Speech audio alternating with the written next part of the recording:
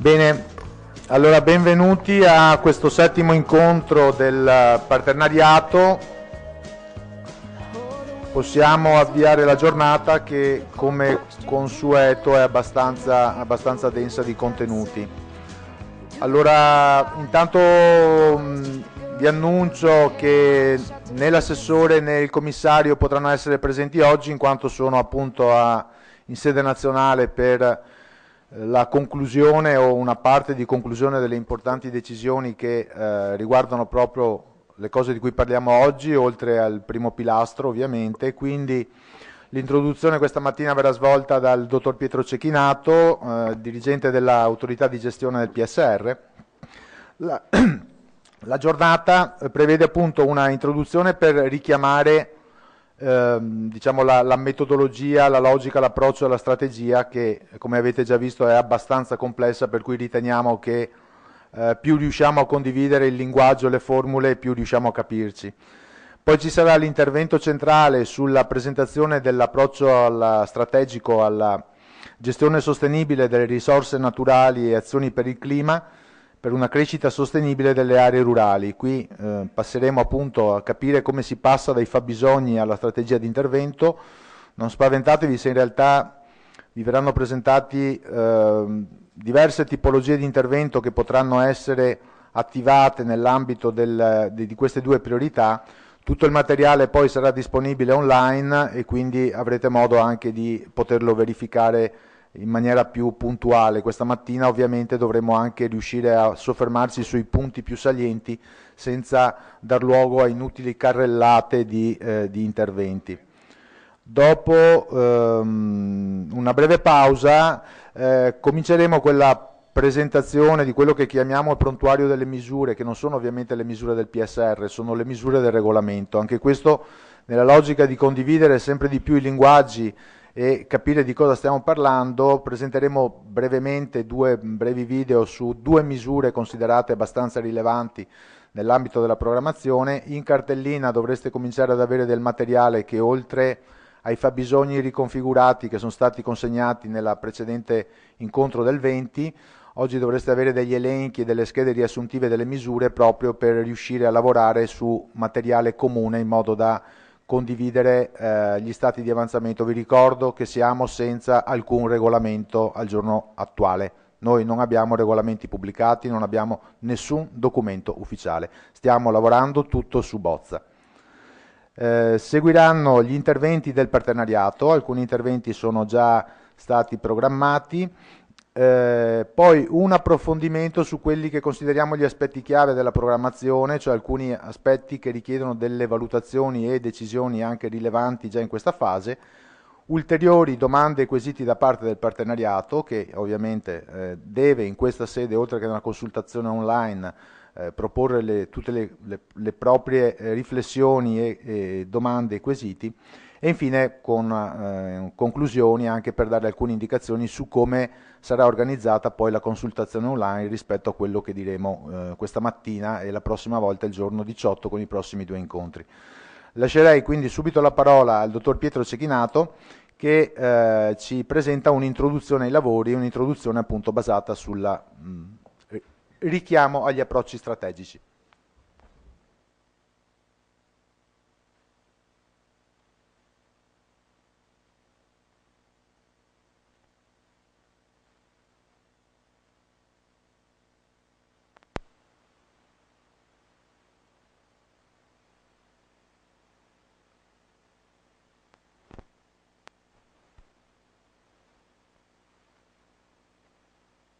Compito di sostituire il dottor Comacchio in questa presentazione dei lavori di oggi. È il primo incontro, diciamo così, in cui ci addentriamo negli aspetti strategici.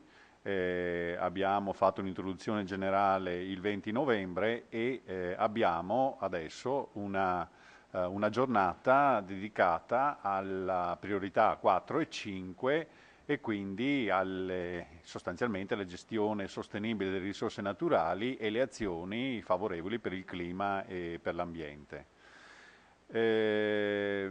Avremo il 18, abbiamo concentrato la giornata in due parti, una prima parte che sarà relativa alla competitività e all'innovazione, la seconda parte, nel pomeriggio invece, avremo l'incontro che riguarda invece la priorità 6, quindi lo sviluppo territoriale a favore dell'economia e delle comunità rurali.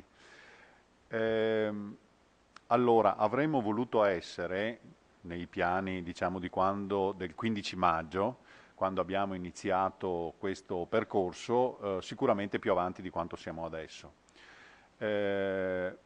Ci manca rispetto a quello che ci serve per definire una strategia una cosa fondamentale, che è la certezza delle risorse.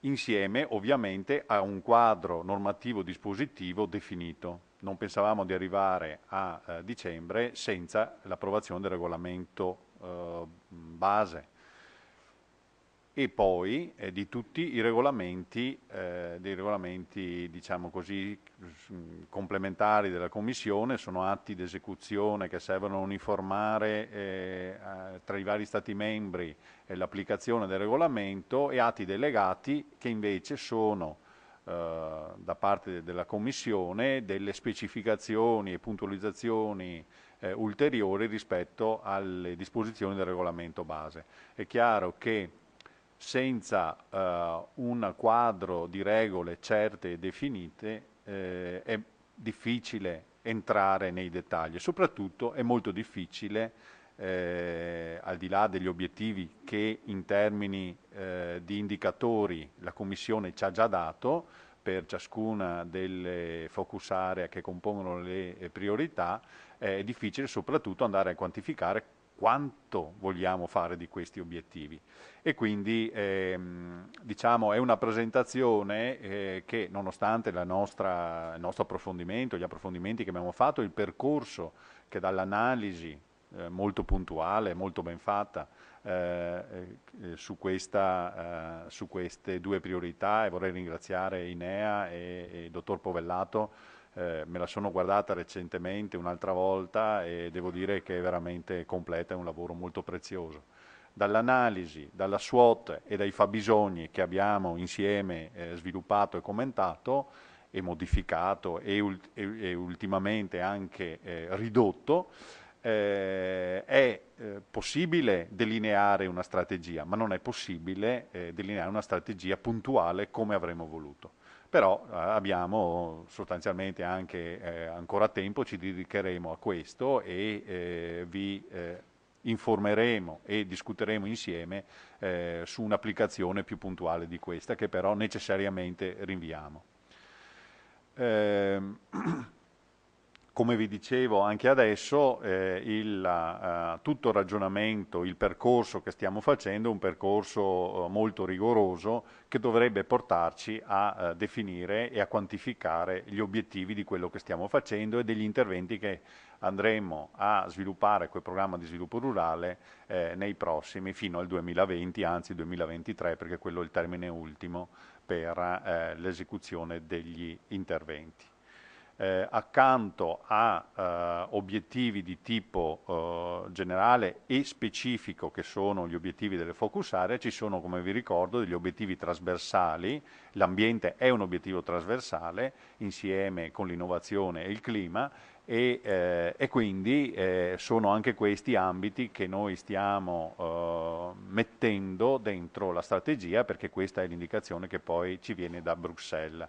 L'esemplificazione di questo lavoro che abbiamo fatto per arrivare a questa giornata è sostanzialmente a partire dai fabbisogni riconfigurati, in questo caso quelli specifici per le due focus area sono dal fabbisogno 14 al fabbisogno 26, ne abbiamo 32 complessivamente, alcuni di tipo trasversale, quelli sulla formazione, la consulenza e comunque il sistema della conoscenza in generale, che qui non vengono neanche sostanzialmente completamente sviluppati, ma questi sono quelli specifici per l'ambiente e il clima e la tutela delle risorse.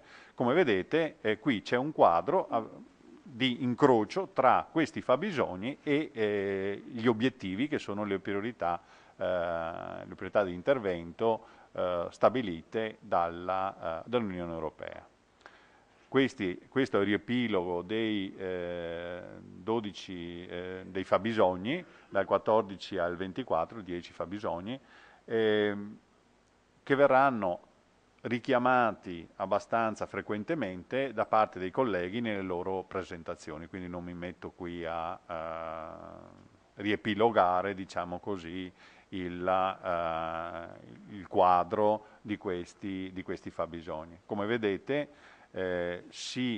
noi ci siamo focalizzati dai 3 obiettivi generali sulle 6 priorità proposte dall'Unione Europea e sulle 18 focus area.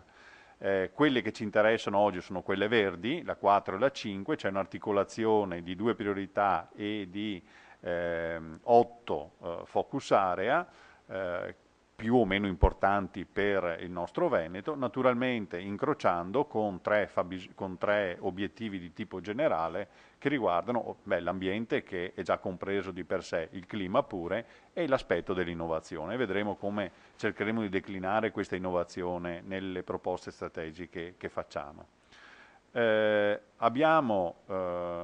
l'assessore ha presentato il mercoledì 20 novembre l'impostazione, diciamo, di tipo strategico generale del PSR che avremo intenzione di portare avanti e che si fissa su 4 priorità generali. A quelle già, diciamo, stabilite dall'Unione Europea abbiamo voluto dare ulteriore visibilità, sostegno alla priorità innovazione, e quindi che diventa per noi altrettanto importante quanto competitività, sostenibilità e governance.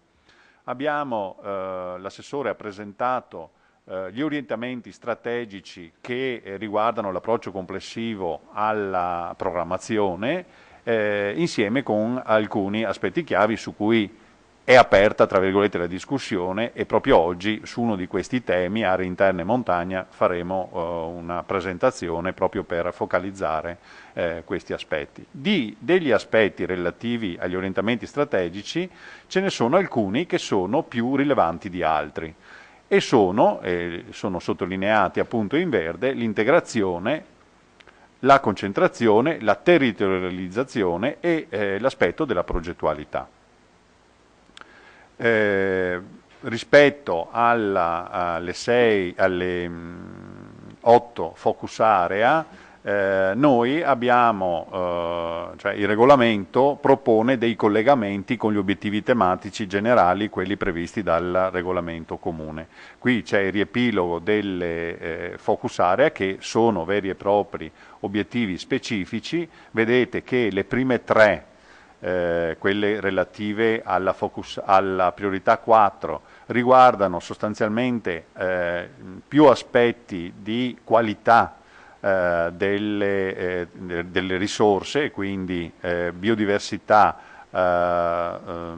acqua e suolo, mentre le 5 focus area della priorità 5 sono invece più relative alla quantità e a delle attività che tutto sommato si possono ricondurre anche molto spesso a degli investimenti, e riguardano l'uso razionale dell'acqua, riguardano l'efficienza energetica, riguardano la produzione di energia da biomasse, riguardano la riduzione dei gas serra e il sequestro del carbonio. Ecco, qui ci sono l'incrocio con gli orientamenti, con gli obiettivi tematici, ma il quadro mi sembra già abbastanza complesso. Io direi anche di arrivare a una semplificazione, almeno per voi, per noi no. Da questo punto di vista, cosa ci prefiggiamo oggi? Sostanzialmente di incrociare, come abbiamo visto prima, i fabbisogni che abbiamo individuato nel Veneto per quanto riguarda questi aspetti, con gli obiettivi posti dalla Commissione, le focus area. Non possiamo, come ho detto, fissare degli obiettivi target perché non siamo in condizioni di sapere le risorse che abbiamo, e forse c'è anche una discussione ancora da sviluppare rispetto alla traduzione che poi facciamo in interventi.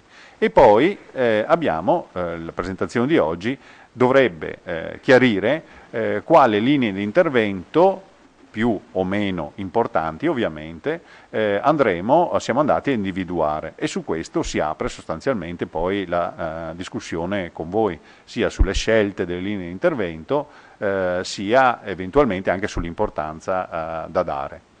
Questa è la scheda che questi non sono atti da regolamento, comunque diciamo lo schema che la Commissione ci propone per definire ciascuna focus area. Come vedete, per ciascuna focus area qui mi sembra sia stata presa quella della 5A, sì, quella dell'incremento dell'efficienza nell'uso della risorsa acqua.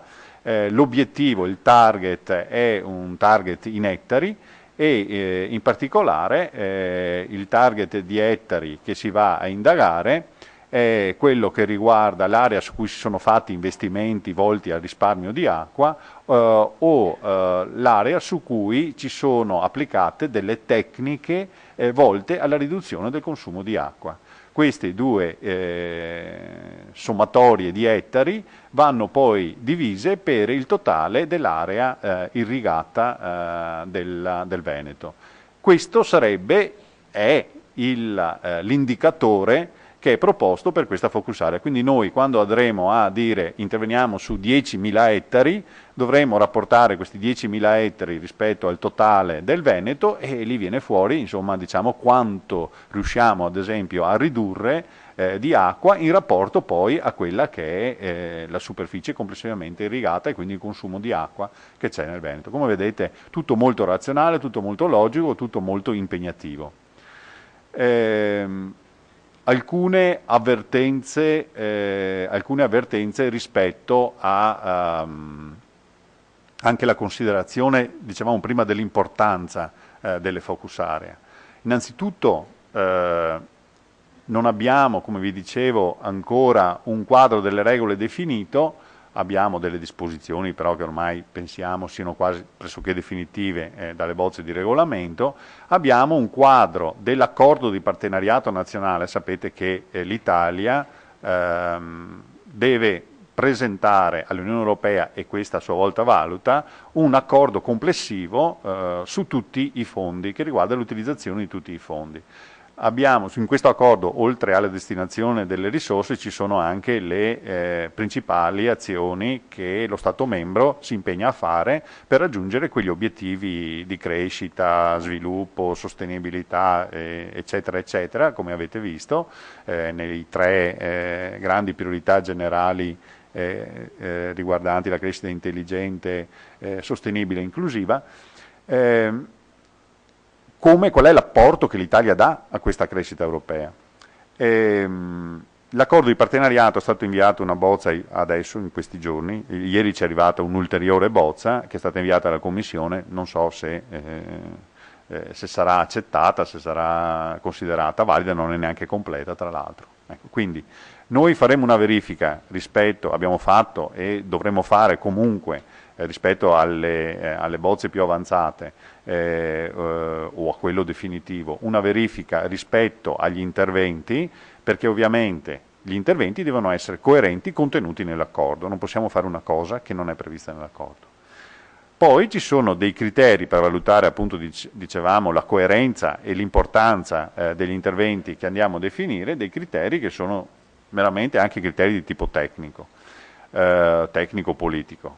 Uno, innanzitutto, è avere rispetto del percorso che abbiamo fatto per arrivare ad oggi, e quindi il tema, la coerenza rispetto alle priorità strategiche dell'agenda regionale che sono state definite nel 2011. Dobbiamo tener conto dell'esperienza PSR 2007, che è un'esperienza preziosa, perché ne abbiamo fatta parecchia in questi sette anni. Dobbiamo tener conto dell'evoluzione del quadro normativo e dispositivo, soprattutto sia a livello generale ovviamente, e parlo anche di indicazioni da comunicazioni per esempio a livello europeo, ma parlo anche di programmazione regionale o programmazione di altri enti, tipo per esempio le autorità di distretto per quanto riguarda l'acqua, che incidono fortemente soprattutto in questo ambito. È stato presentato il piano energetico regionale, ecco anche lì su tutto il tema dell'energia dovremmo cercare la coerenza. Purtroppo su questo aspetto come su altri, ma i colleghi avranno modo di dettagliarvi queste cose, non abbiamo un quadro anche qua molto definito. Ci sono delle situazioni in cui bisognerebbe avere un po' di pianificazione a monte in più. Poi ci sono delle situazioni specifiche, no? Situazioni specifiche di cui dobbiamo tener conto e qui metto dentro un po' tutta la questione relativa all'applicazione del primo pilastro. Frascarelli nel suo intervento, per chi l'ha potuto seguire, molto interessante, ha sviluppato proprio il tema, cioè mercoledì 20, ha sviluppato proprio il tema delle interconnessioni tra primo e secondo pilastro. Sono scelte su cui stanno discutendo proprio, non adesso, ma fra qualche ora, l'assessore, il dottor Comacchio, insieme con gli altri assessori e gli altri tecnici delle altre regioni a Roma, per poi avere un incontro col Ministro, col Ministero, eccetera, perché l'applicazione del primo pilastro si dovranno prendere le decisioni già a partire entro il dicembre. Però poi molte altre decisioni andranno prese entro luglio del 2014, le decisioni sul primo pilastro incidono moltissimo proprio sugli interventi di tipo agroambientale. Pensiamo a tutto il tema della condizionalità, pensiamo al tema della decisione relativa per esempio al fatto che nei pagamenti diretti ci sia una componente legata agli svantaggi. Sembra di no e quindi l'indennità compensativa continuerà a pagarla integralmente il programma di sviluppo rurale. Se non fosse così dovremmo tenerne conto. Pensate anche al tema dell'agricoltore attivo, no? Se ci sarà una scelta restrittiva per quanto riguarda l'agricoltore attivo nel primo pilastro, vi ricordo che in molte misure, in molti interventi del secondo pilastro relativo proprio alle misure agroambientali, agroclimatico-ambientali in particolare, potranno accedere solo gli agricoltori attivi. Quindi non è indifferente quello che viene deciso sul primo pilastro. Chiaro che fare una programmazione senza avere tutte le carte sul tavolo non è molto semplice. Poi ci sono problematiche ambientali specifiche, ricordo zone vulnerabili, nitrati, carenza di sostanza organica, eccetera, che sono problematiche specifiche del Veneto e che quindi incidono fortemente, naturalmente, su queste decisioni e ci impongono un'attenzione particolare, speciale, rispetto a certi temi più che su altri. Ecco, qui l'incognita delle regole e l'incognita del budget sono due incognite che incidono pesantemente sull'avanzamento dei lavori di oggi. In particolare direi la prima. La prima perché è molto difficile, essendo molto tecnico e molto approfondito il livello che ci chiede la Commissione, è molto difficile andare a valutare un intervento quando per esempio mi possono cambiare i beneficiari, come vi ho detto prima, relativamente all'agricoltore attivo. L'incognita sul budget è, diciamo così, minore, è minore nel senso che dovremmo avere sicuramente le risorse che abbiamo avuto in questa programmazione. Questo mi sento di dirlo con una certa tranquillità, anche se ovviamente c'è sempre una certa incertezza in questo, però mi sento di dirlo perché i negoziati che stiamo avendo con regioni e ministero riguardo a questo sono negoziati che insomma, stanno andando in una certa direzione. Ovviamente si tiene conto del fatto che l'Italia ha 1 miliardo e 400 milioni in più rispetto, 1 miliardo e mezzo circa di euro in più rispetto alla programmazione attuale. Si tiene conto del fatto che noi ne stiamo uscendo abbastanza bene da questa programmazione in termini di spese, in termini di efficienza, insomma, no? E anche di efficacia, lasciatemelo dire. Altro aspetto da valutare è l'incidenza che avranno i programmi nazionali, perché sembra che l'orientamento sia quello di confermare gli stanziamenti attuali per quanto riguarda diciamo così, il plafond storico, che ormai è questi 8 miliardi e 900 milioni di euro del 2007-2013. Sul resto incidono i programmi nazionali, e non è indifferente se ovviamente i programmi nazionali saranno quello sulla gestione sul rischio, o saranno di più. Il Ministero propone biodiversità e propone, oltre alla rete rurale, quella è scontata, propone anche quello sull'irrigazione. Anche quei 2 programmi nazionali lì, se ci sono, portano via risorse naturalmente, ma se ci sono incidono su quello che facciamo, soprattutto sia quello sulla biodiversità sia quello ovviamente sull'irrigazione, perché naturalmente se c'è un piano nazionale, diciamo piano irriguo nazionale, non ci passa neanche per l'idea, per la testa, di avere un piano irriguo a livello regionale, no? Quindi sono tutte decisioni, come vedete, che siamo sul budget, diciamo sì, però siamo ancora anche qua in una discussione in atto che dovrebbe però definirsi, diciamo, in questo mese. Siamo a metà percorso circa. Il bello, come si dice, viene sempre dopo, è vero. Adesso affrontiamo con voi la discussione su queste priorità, aspettiamo i vostri contributi dopo questa presentazione e dopo anche le presentazioni del 18, metteremo a disposizione gli strumenti secondo una metodologia similare a quella che è stata utilizzata per i fabbisogni, e quindi eccola qua, e quindi verificheremo insomma anche con voi la tenuta rispetto a queste proposte che vi facciamo oggi, con tutta la prudenza e i distinguo che vi ho fatto e che immagino verranno anche rafforzati da alcune riflessioni dei colleghi durante le loro presentazioni. Bene, grazie dottor Pinato. Allora, passiamo all'intervento sulla proposta di strategia per la priorità 4 e 5. Quindi mentre chiamo al tavolo Giovanni Carraro e la dottoressa Barbara Lazzaro per le loro presentazioni, partiremo quindi dalla priorità 4.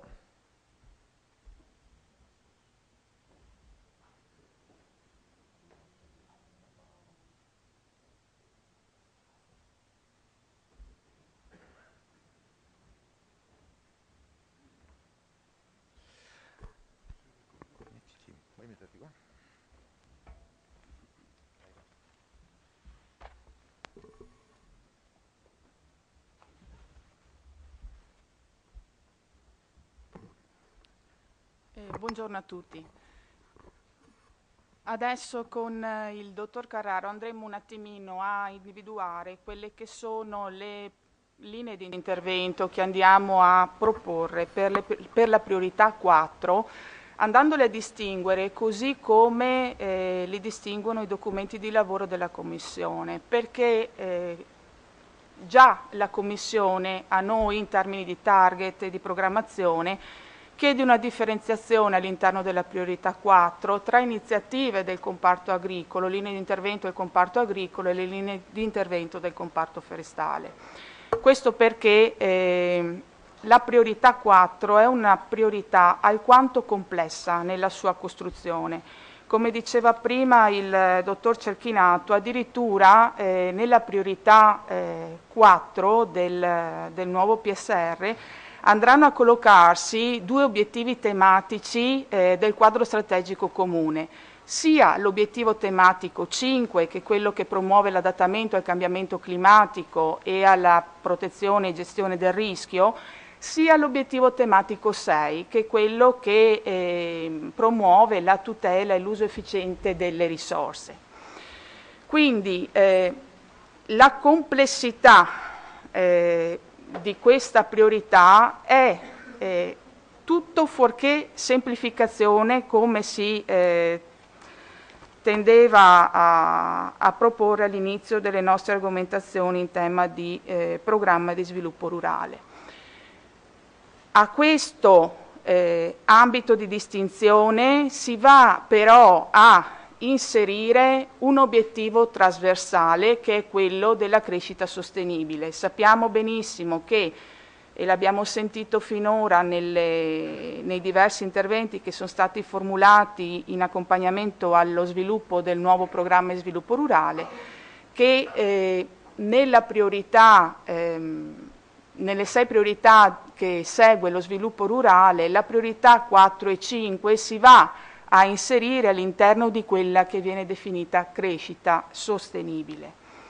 Com'è che nella priorità 5 va a accompagnarsi la crescita sostenibile? Si va a accompagnare con 3 focus area distinte, che sono la focus area 4A, che è quella che riguarda tutti gli aspetti della biodiversità e del paesaggio, ed ecco il tema nuovo che è ben esplicito in questo nuovo regolamento di sviluppo rurale rispetto alla passata programmazione.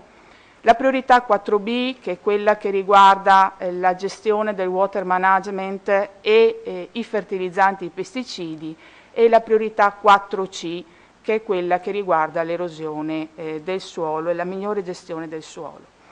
Queste 3 priorità verranno adesso suddivise in 2 linee di proposta, che sono quella della parte agricola che presenterò io e quella della parte forestale che presenterà il dottor Giovanni Carraro. Per quanto riguarda le linee di intervento che la priorità di crescita, cioè che l'obiettivo trasversale di crescita sostenibile promuove, rispetto alla passata programmazione, quali sono? Di sicuro anche gli investimenti aziendali, ma non ne trattiamo qui perché nella priorità 4 l'articolo 18 investimenti aziendali non è individuato, lo sono invece le specifiche dell'articolo 18D, cioè gli investimenti non produttivi collegati agli obiettivi ambientali della priorità. Altro aspetto che viene trattato all'interno di queste linee di intervento sono i pagamenti per servizi ecosistemici, e qui si vanno a inserire tutti i pagamenti agroclimatici ambientali dell'articolo 29. Un'ulteriore linea di intervento potenziale è quella delle indennità a favore delle zone con svantaggi specifici, e quindi sia l'indennità compensativa che già conosciamo per lo svantaggio della pendenza e della quota, sia le indennità che il regolamento adesso prevede per le zone per le zone Rete Natura 2000 e per la direttiva quadro acque. Altri aspetti che vanno promossi e integrati all'interno della priorità 4 sono quello del trasferimento delle conoscenze e delle capacità, quello di sviluppare azioni di governance, ed è qui che andremo a lavorare molto in questa programmazione, e quello anche di promuovere dei metodi di produzione che tengano conto delle peculiarità locali, e anche questi sono aspetti che verranno promossi all'interno della priorità. Che cosa cambia rispetto alla programmazione così come l'abbiamo definita con la riforma e il check della PAC? Ci sono 3 possibilità in più che vengono offerte adesso rispetto al 2009.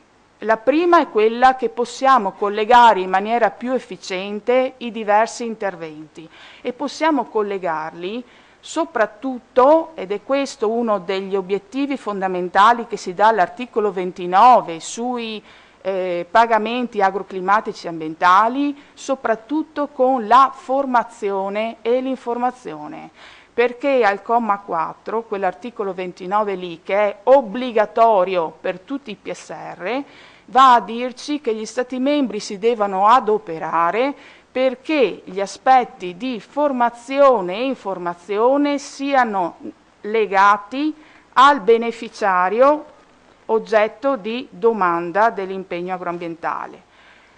Anzi, in certi casi può essere previsto anche di subordinare il pagamento agroambientale a un'adeguata formazione.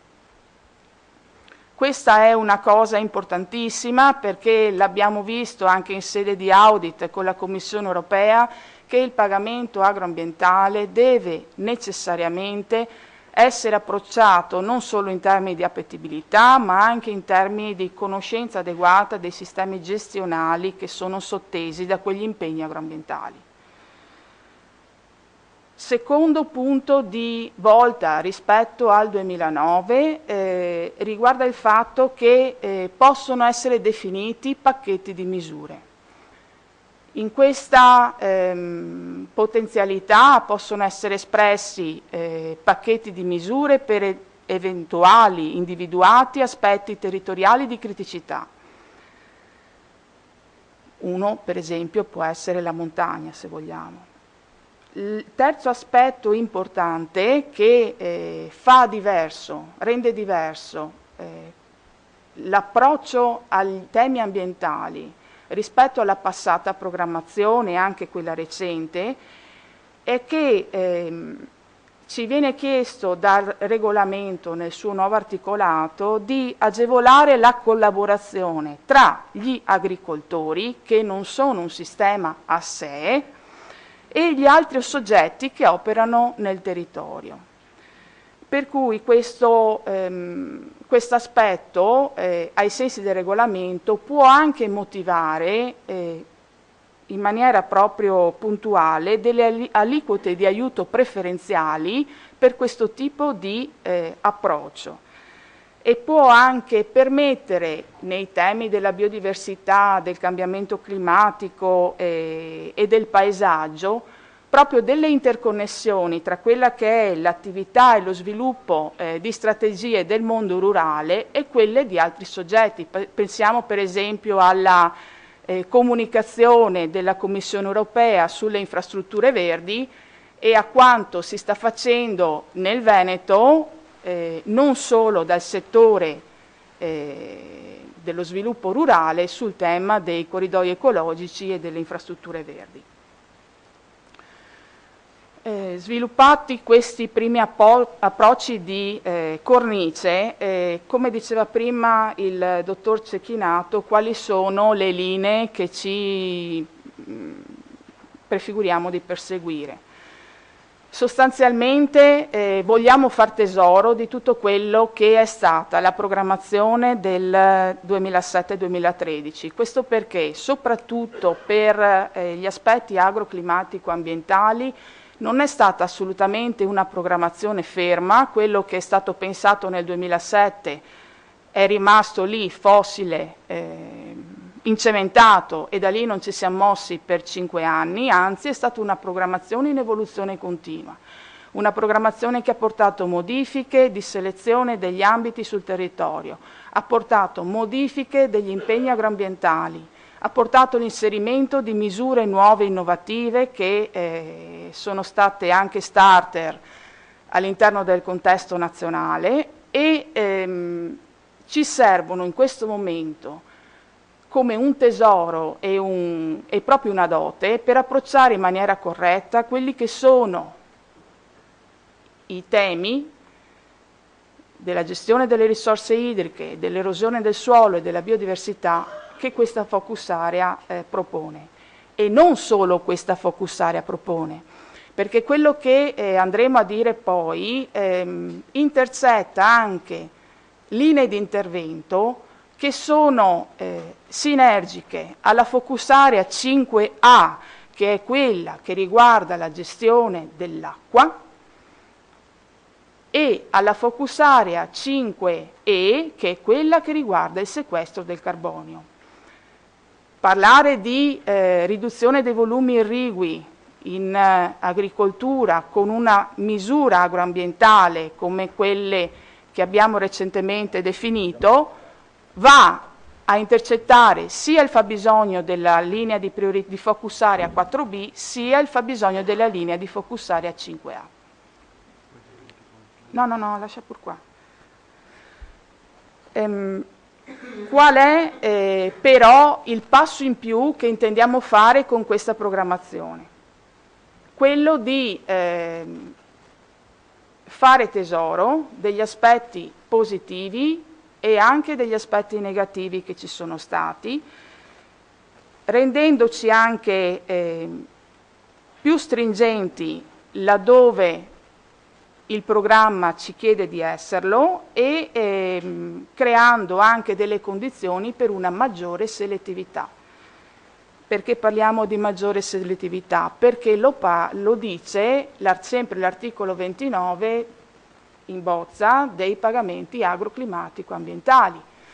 Cos'è che dice? Dice che i beneficiari possono essere anche selezionati in funzione di inviti specifici che vengono presentati a mo' di proposta e che vengono valutati in funzione dell'efficienza economica e ambientale della progettualità.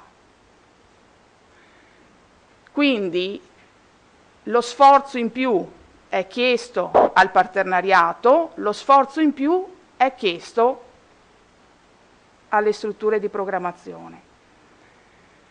Attualmente, per quanto riguarda il quadro nel quale ci muoviamo, sicuramente rispetto al 2007 abbiamo a disposizione degli strumenti di programmazione più definiti. Quali sono questi due strumenti di programmazione più definiti? Di sicuro i PAF, e quindi i piani Rete Natura 2000 di programmazione integrata che stanno per essere individuati dalla Regione, di sicuro i piani di gestione della direttiva quadro acque per quello che riguarda l'articolo 11 e quindi tutte le misure di base e le misure supplementari previste, il piano di azione nazionale fitofarmaci che sarà approvato il 19 dicembre in conferenza Stato-Regioni, dove entra direttamente come baseline la difesa integrata, e entreranno man mano all'interno dei 7 anni di programmazione 15 decreti attuativi di quel PAN che andranno a definire obiettivi di vincolo e obiettivi volontari da realizzare in tema fitofarmaci, e poi tutti gli strumenti di programmazione che accennava prima il dottor Cecchinato, e quindi il piano di tutela dell'atmosfera, il piano di azione nitrati e tutti gli ambiti definiti dal PTRC. Quando proponiamo misure agroclimatico-ambientali, sia che ragioniamo in termini di indennità, sia che ragioniamo in termini di articolo 29, dobbiamo fare i conti e anche agricoltura biologica, dobbiamo fare i conti con una novità, che ha detto prima il dottor Cecchinato, che è il greening. Il greening va sottratto in termini di deduzione e esclusione del doppio finanziamento a tutte le indennità e a tutti i pagamenti agroambientali. Quanto dobbiamo sottrarre ancora non lo sappiamo, però sappiamo che la potenzialità di riconoscimento di un pagamento agroambientale o di una indennità a un beneficiario sarà potenzialmente inferiore all'odierna situazione. Altro aspetto importante è quello della definizione dell'agricoltore attivo, perché sia nell'articolo che parla di biologico, quindi interventi di conservazione e mantenimento dell'agricoltura biologica, sia nell'articolo che parla di indennità zone svantaggiate, dobbiamo fare i conti con la definizione di agricoltore attivo. Se l'agricoltore non ha la qualifica di agricoltore attivo, non piglia il pagamento per la compensazione e il mantenimento del biologico e nemmeno quello per l'indennità zone svantaggiate. La baseline di tutte le misure e i pagamenti agroambientali è diversa per Rete Natura 2000 perché riguarda solo gli standard delle BCA di condizionalità. È differente per l'indennità direttiva quadro acque perché riguarda gli standard di condizionalità, i criteri di gestione obbligatoria di condizionalità, riguarda un livello minimo di protezione delle acque e riguarda la necessità di riconoscere un pagamento esclusivamente per cambiamenti rilevanti nel territorio che vanno a ad avere una netta ricaduta per gli agricoltori. Questi sono i motivi per cui nelle linee di intervento che vi presentiamo dopo noi per la parte agricola non abbiamo previsto né il riconoscimento dell'articolo 31 per la rete Natura 2000, nemmeno quello per la direttiva quadro acque, perché ci mancano gli elementi di cogenza in entrambe le situazioni riferendoci ai diversi strumenti di programmazione. Però questo non significa, come così è stato nell'attuale programmazione, che quello che andremo a fare e a proporre in termini di interventi in rete Natura 2000, interventi per la qualità delle acque, non sarà altrettanto significativo. Non lo faremo con questi due strumenti di programmazione, ma quello che riscontrerete anche in cartellina come linee di intervento proposte per la tutela della biodiversità e soprattutto in zona rete come priorità e per la tutela delle acque non sia altrettanto rilevante. Come nella Barbara, scusami, ma stiamo già superando i tempi, grazie. Quello che ci spingerà a lavorare molto in termini di programmazione in questa proposta è l'aggregazione e l'integrazione. Perché parliamo di aggregazione e integrazione? Perché l'approccio collettivo all'interno delle misure, delle proposte di linea intervento agroambientali della priorità è fortemente voluto anche dalla Commissione ed è fortemente voluto anche come linea strategica regionale perché ci permette di dare non solo un'ampia partecipazione lì dove è riscontrata l'efficacia e la criticità di intervento da parte dell'analisi di contesto e dagli strumenti di programmazione regionale, ma anche perché permette di dare visibilità a questo tipo di operazioni. In effetti non dimentichiamo che tutto quello che viene realizzato con i pagamenti agroambientali viene rendicontato in diversi strumenti di monitoraggio e di programmazione dei nostri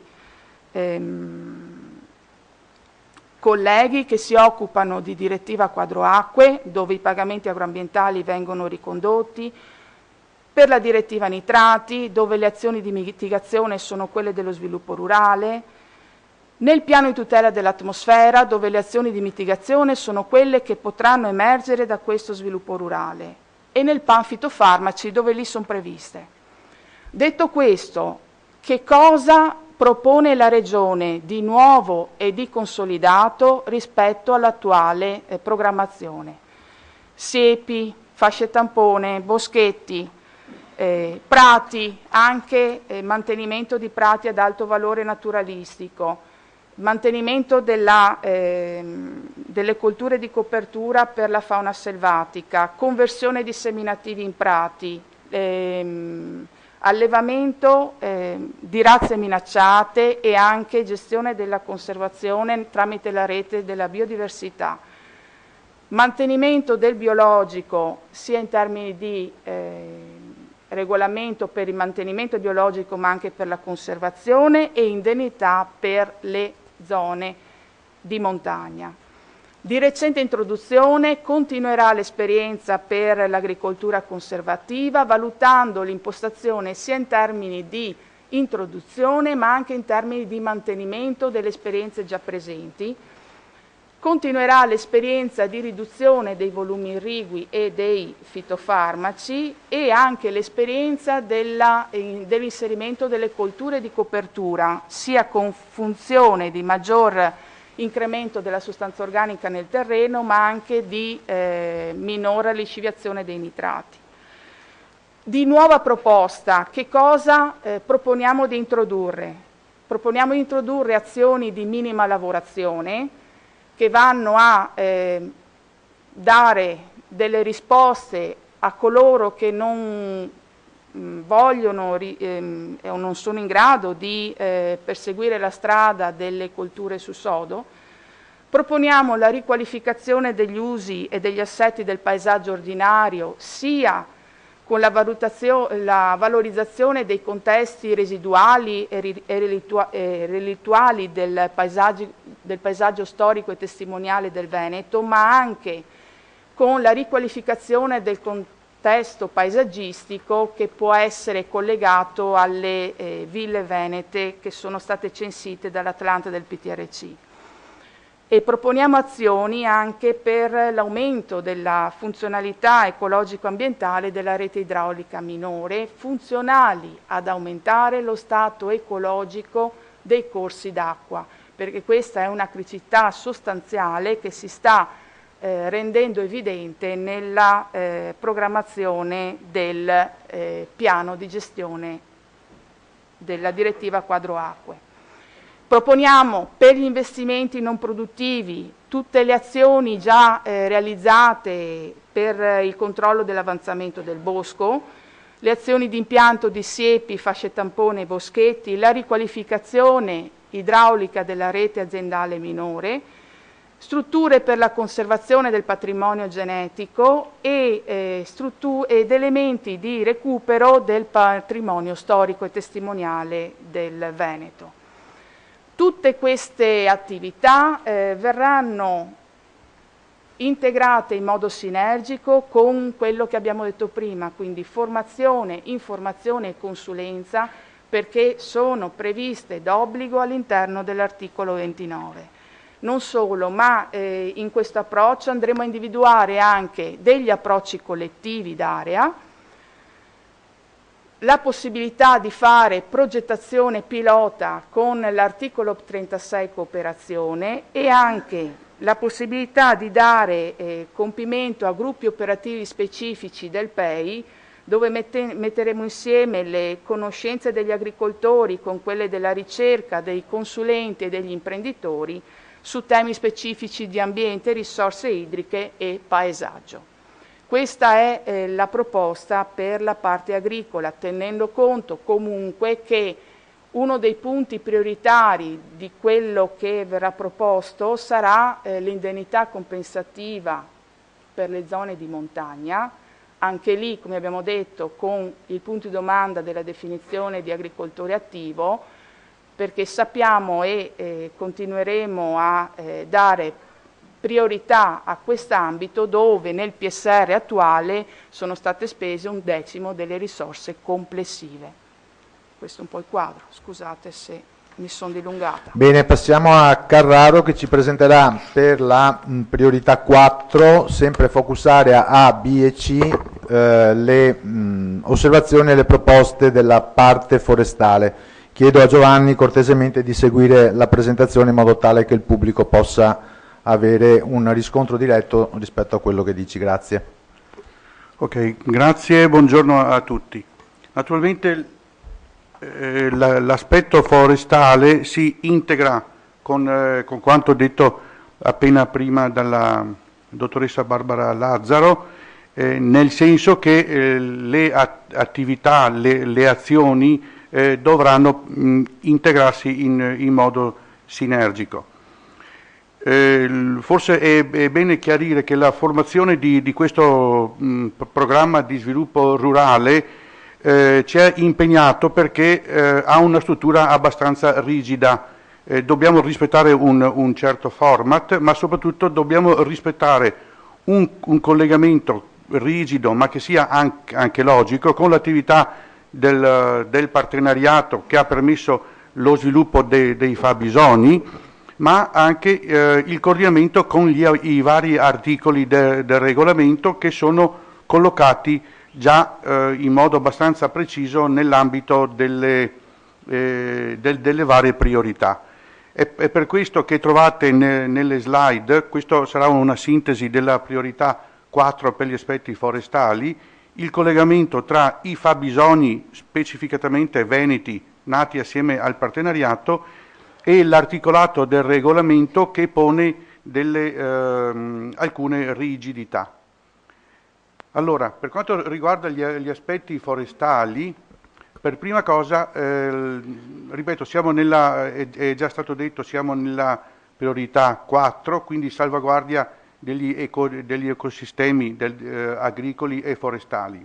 Uno dei prime linee di intervento che fanno capo al fabbisogno 15, che è quello relativo alla biodiversità, sono gli interventi per la conservazione e l'incremento della biodiversità in aree silvopastorali, che fanno riferimento in modo specifico all'articolo 26, che è dedicato a salvaguardare la resilienza dei popolamenti forestali e la loro biodiversità. In pratica qui intendiamo, come c'è nell'esempio, finanziare miglioramenti boschivi, il ripristino di particolari biotopi e quindi migliorare la consistenza delle formazioni boschive in termini strutturali e di biodiversità. Il fabbisogno 16, che si riferisce invece a una diversità non tanto biologica ma di paesaggio, fa sempre capo all'articolo 26 e in questo ambito intendiamo operare con interventi volti a valorizzare il paesaggio, soprattutto montano, in quella alternanza bosco-non bosco che forse c'era un tempo, e quindi l'intenzione è quella di migliorare l'aspetto paesaggistico e anche estetico per certi aspetti della montagna. Quindi qui dentro si tratta di trovare delle attività per finanziare la sentieristica, la cartellonistica, anche per la fruizione anche turistico-ricreativa delle foreste, nonché il recupero dei prati e pascoli, proprio per garantire questa alternanza bosco-non bosco. Sempre facendo capo al fabbisogno 15, che si occupa più che altro di biodiversità, abbiamo previsto nell'articolo 18, che è dedicato in modo specifico agli investimenti non produttivi, investimenti dedicati al ripristino di habitat e paesaggi, come zone umide, torbieri, muri a secco, strutture tipiche del paesaggio e di Natura 2000. Poi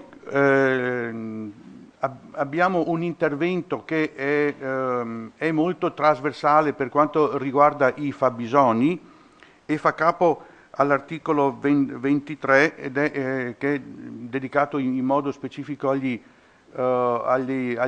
imboschimenti, e anche qui si tratta più che altro di fare imboschimenti a funzione naturalistica.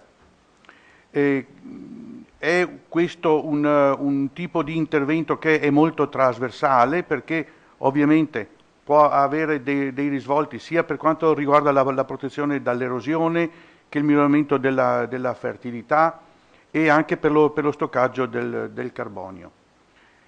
Interessante è invece sono gli interventi successivi, cioè i sistemi agroforestali compatibili con la struttura agraria, e sono questi interventi che da una parte sono rivolti anche questi al ripristino dei prati pascoli e la ricolonizzazione del bosco, cioè una sorta di interventi agroforestali in cui si cerca di far compenetrare sia attività agricola all'interno dei paesaggi forestali, sia attività di natura forestale all'interno dei paesaggi agricoli.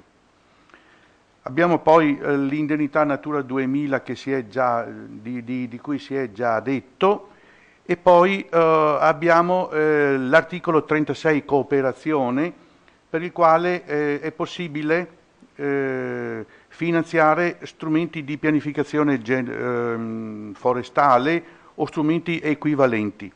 L'articolo 36 è un articolo che avrà un certo peso, perché Nell'ambito della cooperazione possiamo finanziare progetti di filiera, possiamo finanziare studi pilota, anche in rapporto al fabbisogno numero 1, che è la sperimentazione di tecnologie innovative. Naturalmente, come è già stato detto, alcune attività sono trasversali per tutte quante le priorità, per cui tutte le azioni che fanno capo all'articolo 15 e 16 del regolamento, che riguardano la formazione e l'informazione, queste qua verranno attivate anche e hanno dei riscontri anche nell'ambito di questa priorità. La formazione e l'informazione sono determinanti anche per maturare certe esigenze da parte degli operatori di settore. Grazie. Grazie Giovanni. Giovanni è stato bravissimo. Io volevo solo un attimo, giusto perché penso che il pubblico abbia parecchia difficoltà a seguire i nostri ragionamenti oggi, tornare su questa scheda con cui viene costruita la strategia. L'aveva prima presentata e introdotta velocemente il dottor Cecchinato, ma vorrei richiamare l'attenzione su questo perché diversamente rischiamo di guardare gli elenchi di interventi in maniera abbastanza astratta. Allora, tutta la strategia deve essere realizzata in termini di focus area. Noi abbiamo un target per ogni focus area e quel target andrà dichiarato e poi misurato in fase esecutiva. Ogni focus area ha delle misure prestabilite, non è che noi possiamo inventarci di usare misure che riterremmo magari importanti per quella focus area, ma che non siano prestabilite dalla Commissione europea. Cioè il quadro, la griglia degli strumenti da utilizzare è molto strutturato.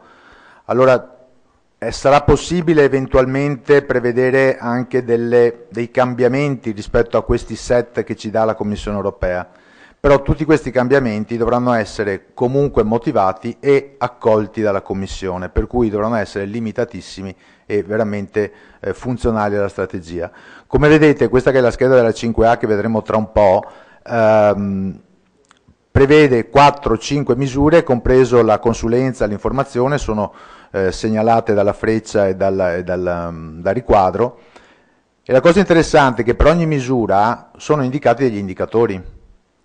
Allora, pensare ad attivare un intervento nell'ambito di una misura e quindi nell'ambito di una certa focus area deve subito essere supportato da qual è il risultato che intendo ottenere con quell'intervento. Quel risultato va misurato, se no nessun intervento andrà dentro il PSR. Questo lo diciamo perché potrebbe sembrare che a volte noi giochiamo coi numeri. Il sistema è strutturato in maniera tale che il PSR non si chiude se tutti questi conti poi non tornano. Allora, se io attivo degli interventi di formazione, devo essere in grado di dire quante ore di formazione prevedo, oppure quanti partecipanti ai corsi prevedo, e quei dati vanno inseriti.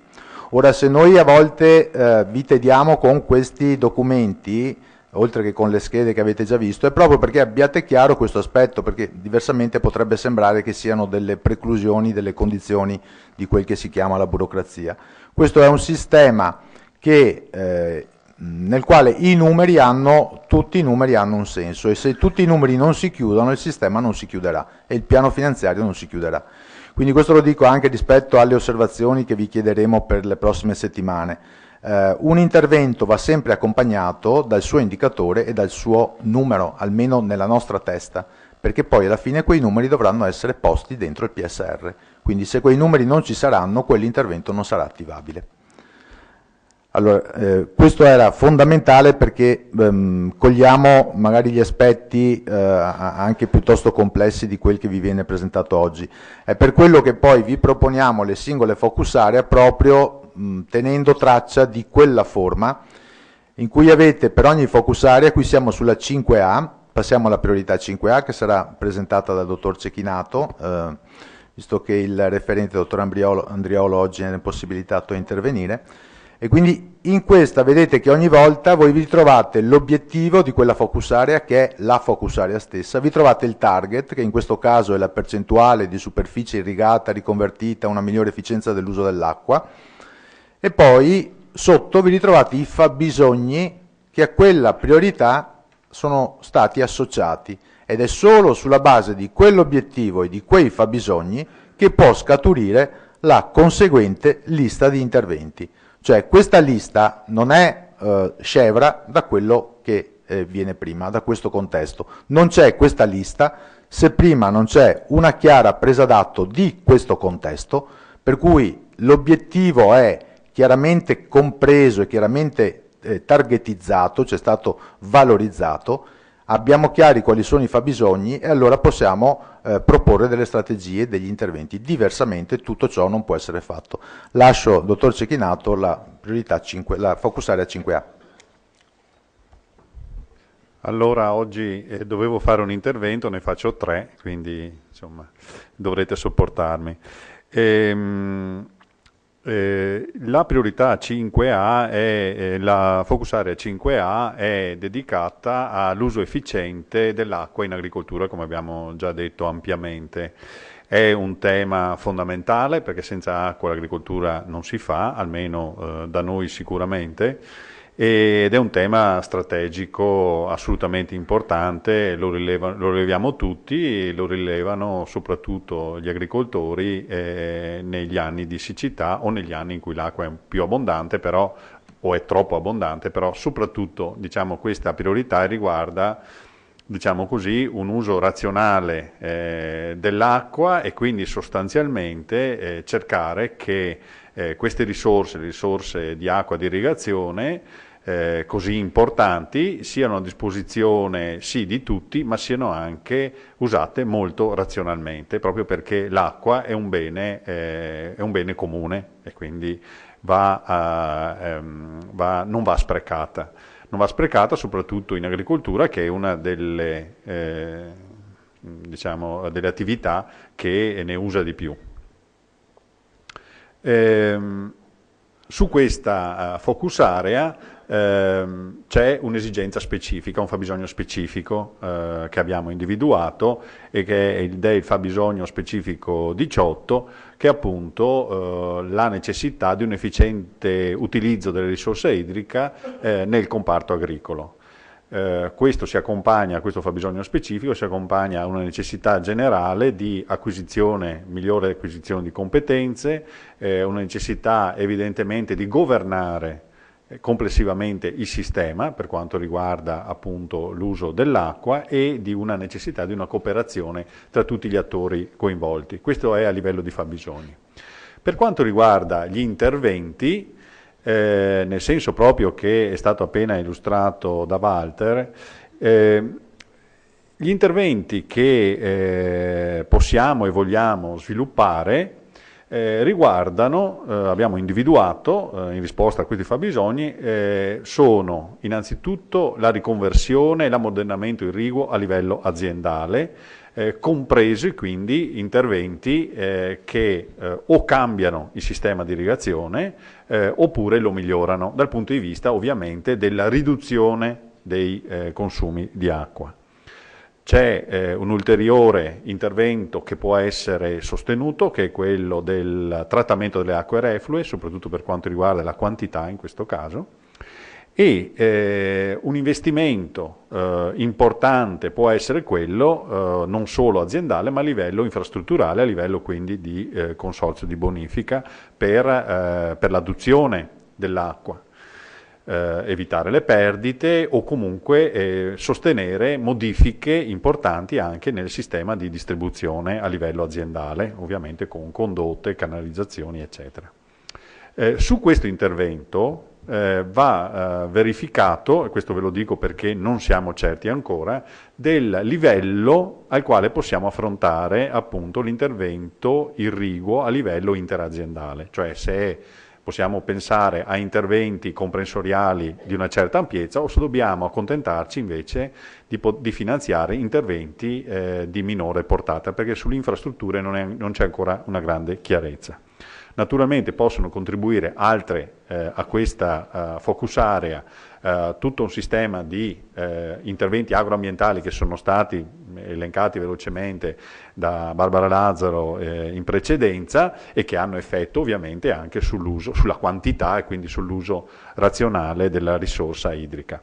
Sono fondamentali gli interventi specifici, specificamente orientati, di formazione, di acquisizione di competenze e di consulenza. A questo riguardo, naturalmente, andando avanti con l'innovazione, l'aspetto dell'irrigazione richiede delle capacità manageriali diverse, ed è per questo che abbiamo individuato come necessario questo impegno.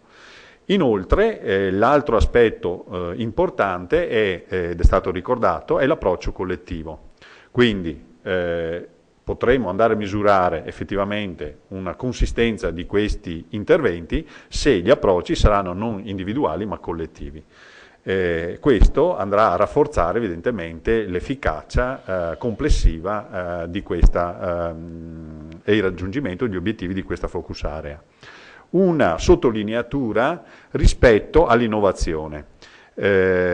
Su questa focus area c'è un PEI Acqua, quindi un partenariato europeo dell'innovazione specifico sull'acqua, che è già attivo e che ha già i suoi gruppi.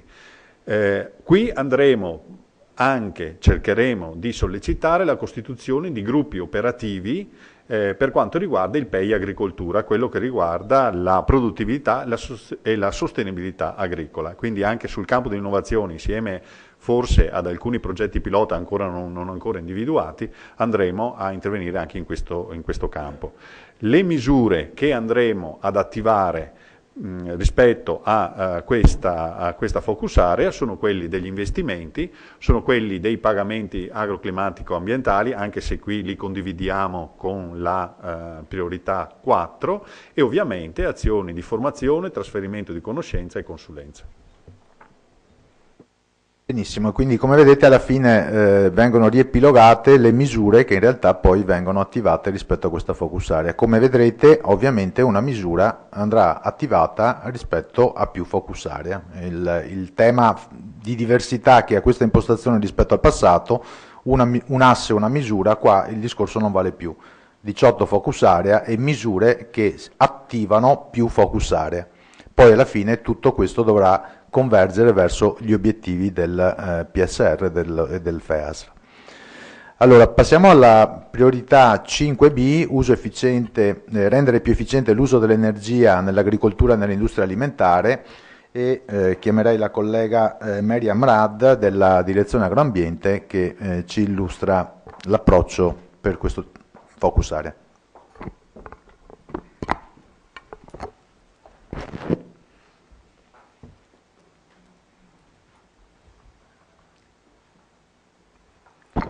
Buongiorno a tutti, oggi sono qui per sostituire il dottor Massimiliano Rossi per la presentazione della sua focus area, la 5B, avente come titolo rendere più efficiente l'uso dell'energia in agricoltura e nell'industria alimentare. Faccio una lettura abbastanza verticale di quello che è stato, che sarà presentato con questa slide, facendo inizialmente una breve premessa relativamente all'importanza dell'energia anche in considerazione con gli obiettivi comunitari, statali e regionali, essendo un elemento chiave nell'agenda europea 2020, e quindi anche la nuova programmazione allo sviluppo rurale 2014-2020 diciamo, ha dedicato anche molta attenzione a questo tema.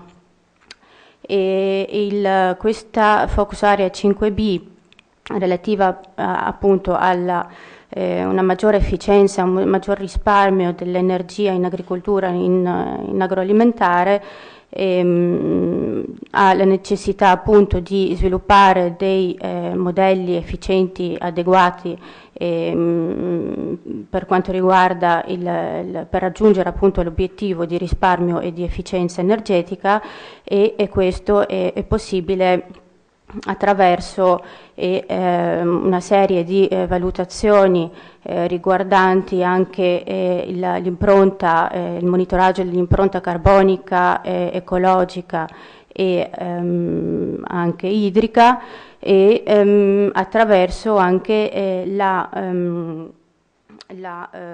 certificazione volontaria dei processi produttivi, e infine anche lo sviluppo di tecniche di efficienza e di sostenibilità dell'energia nell'intero processo produttivo, soprattutto per quanto riguarda l'agricoltura e per l'industria alimentare. Passo quindi al target di questa focus area, che si traduce sostanzialmente in una riduzione di consumi finali di energia, anche considerando soprattutto l'incidenza delle fonti energetiche rinnovabili, e quindi anche in coerenza con gli obiettivi che avevo citato prima, il burden sharing comunitari, nonché statali e regionali al 2020. Quindi per quanto riguarda questa focus area, la 5B, che appunto si traduce in un fabbisogno, il fabbisogno numero 21, uso sostenibile di energia e risorse naturali non riproducibili, e altamente connesso con altri fabbisogni anche non appartenenti alla stessa priorità, come ad esempio il fabbisogno numero 4, che parla di miglioramento e razionalizzazione della governance del sistema agricolo rurale, dei sistemi locali, nonché con il fabbisogno numero 5, che parla di accrescimento del livello di competenza degli operatori, e soprattutto esistono delle sinergie molto importanti con il fabbisogno 22 e il fabbisogno 23 relativamente alla sostituzione dei combustibili fossili e alla limitazione delle emissioni in atmosfera dei gas a effetto serra e dell'ammoniaca in agricoltura, che andrò a sviluppare successivamente con la focus area 5B. E quindi passo subito alle linee di intervento che abbiamo proposto per questa giornata, e quindi relativamente al regolamento che prevede appunto tutta una serie di articoli che spiegano che dettagliano, diciamo, questi fabbisogni. Per quanto riguarda l'articolo 18 sotto il codice 4.1 e 4.3 che trovate negli allegati a questo regolamento, si parla appunto di sostegno per investimenti connessi con il raggiungimento degli obiettivi di risparmio energetico, e quindi come linee di intervento possibili si potrebbe pensare a degli interventi relativamente ad esempio la coabitazione delle strutture agricole e agroalimentari, ovviamente volte alla riduzione dei consumi energetici, riguardo i processi di riscaldamento o di condizionamento delle derrate alimentari. Un altro esempio, qui vi cito una lista ovviamente di possibili interventi, ma è una lista non esaustiva. È possibile pensare ad esempio ai processi di efficientamento energetico delle attrezzature e impianti utilizzati nei vari comparti agricoli o zootecnici, soprattutto anche florovivaistico, e anche nell'industria alimentare, come ad esempio l'utilizzo dei processi di essiccazione delle derrate alimentari, e ovviamente con riguardo sia al al risparmio energetico ma anche all'efficienza energetica, la conservazione dell'ortofrutto oppure anche il condizionamento dei prodotti alimentari, del latte e anche dei derivati. Un altro esempio può essere anche di possibile attuazione, come ad esempio la riduzione del materiale plastico utilizzato per la costruzione delle serre e quindi la sua sostituzione possibilmente con dei vetri a bassa trasmissione di calore. E un altro esempio è quello appunto di introdurre il solare termico oppure il fotovoltaico nelle serre, oppure l'utilizzo di lampade a basso consumo energetico o quelle con la alta tecnologia a LED. Passo all'articolo 21 del regolamento. Con il codice 7277 si parla appunto di sostegno per investimenti finalizzati alla realizzazione di impianti di micro e mini cogenerazione su piccola scala aziendale, nonché di infrastrutture utili ad aumentare l'efficienza della produzione di energia da fonti rinnovabili. E qui cito ad esempio la costruzione di impianti, piccoli impianti di produzione di energia elettrica o termica, o anche le mini reti di teleriscaldamento, oppure un altro tema molto caldo è quello dell'upgrade del biogas verso una possibile futura produzione di biometano. E per quanto riguarda l'articolo 15 del regolamento, che parla di sostegno operazioni, informazione e dimostrazione, anche qui è possibile prevedere delle linee di intervento mirate appunto a attivare delle attività di informazione nonché attività dimostrative per quanto riguarda il campo dell'efficienza energetica. E riguardo l'articolo 16 che parla appunto di formazione professionale specifica per i consulenti, anche qui è possibile attivare delle attività formative inerenti sia al risparmio che anche all'efficienza energetica nel campo agricolo, zootecnico, agroalimentare, che potrà essere attivata sia in modo specifico per il settore serricolo, cito anche il settore zootecnico, nonché quello del condizionamento dei prodotti alimentari. Infine l'articolo 36 che parla di cooperazione e appunto qui prevede un sostegno ai progetti inerenti all'uso di energia rinnovabile. È possibile prevedere degli interventi di sostegno, ad esempio alle ESCO, con finalità di risparmio energetico sia nel comparto agricolo che anche zootecnico o florovivaistico. Quindi qui, come vedete, le misure sono state riassunte con l'ultima parte di questa slide in modo tale appunto di avere il famoso take home message che appunto avete riassunto sia dell'articolo che anche del testo relativo. E quindi con questa focus area 5B si intende aprire a degli interventi relativi sia a investimenti in immobilizzazione materiali che anche ai servizi di base, rinnovamento di villaggi nelle zone rurali, trasferimento di conoscenze e servizi di consulenza e di formazione, nonché di cooperazione. Ecco, vi ringrazio, finito. Bene, ecco, allora cominciamo a prendere dimestichezza un po' almeno con le misure. Come vedete le misure in realtà poi si riducono anche abbastanza poche. Quello che vediamo però è l'esplosione delle possibili tipologie di intervento. Ricordiamo che questo regolamento ha ridotto drasticamente il numero delle misure, però di fatto poi ogni misura prevede un ventaglio di tipologie di interventi che consente e dà spazio a diversi approcci. Quindi ovviamente queste sono anche proposte di possibili interventi che si rendono rispetto alle focus area. Su ognuno di questi però bisognerà ovviamente fare delle opportune scelte anche rispetto ai discorsi fatti precedentemente, rispetto al budget che al più presto ci auguriamo di poter avere. Chiamerei il dottor Maurizio Di Segna che ci illustra la successiva focus area della priorità 5, cioè la focus area 5C. Sì, certo.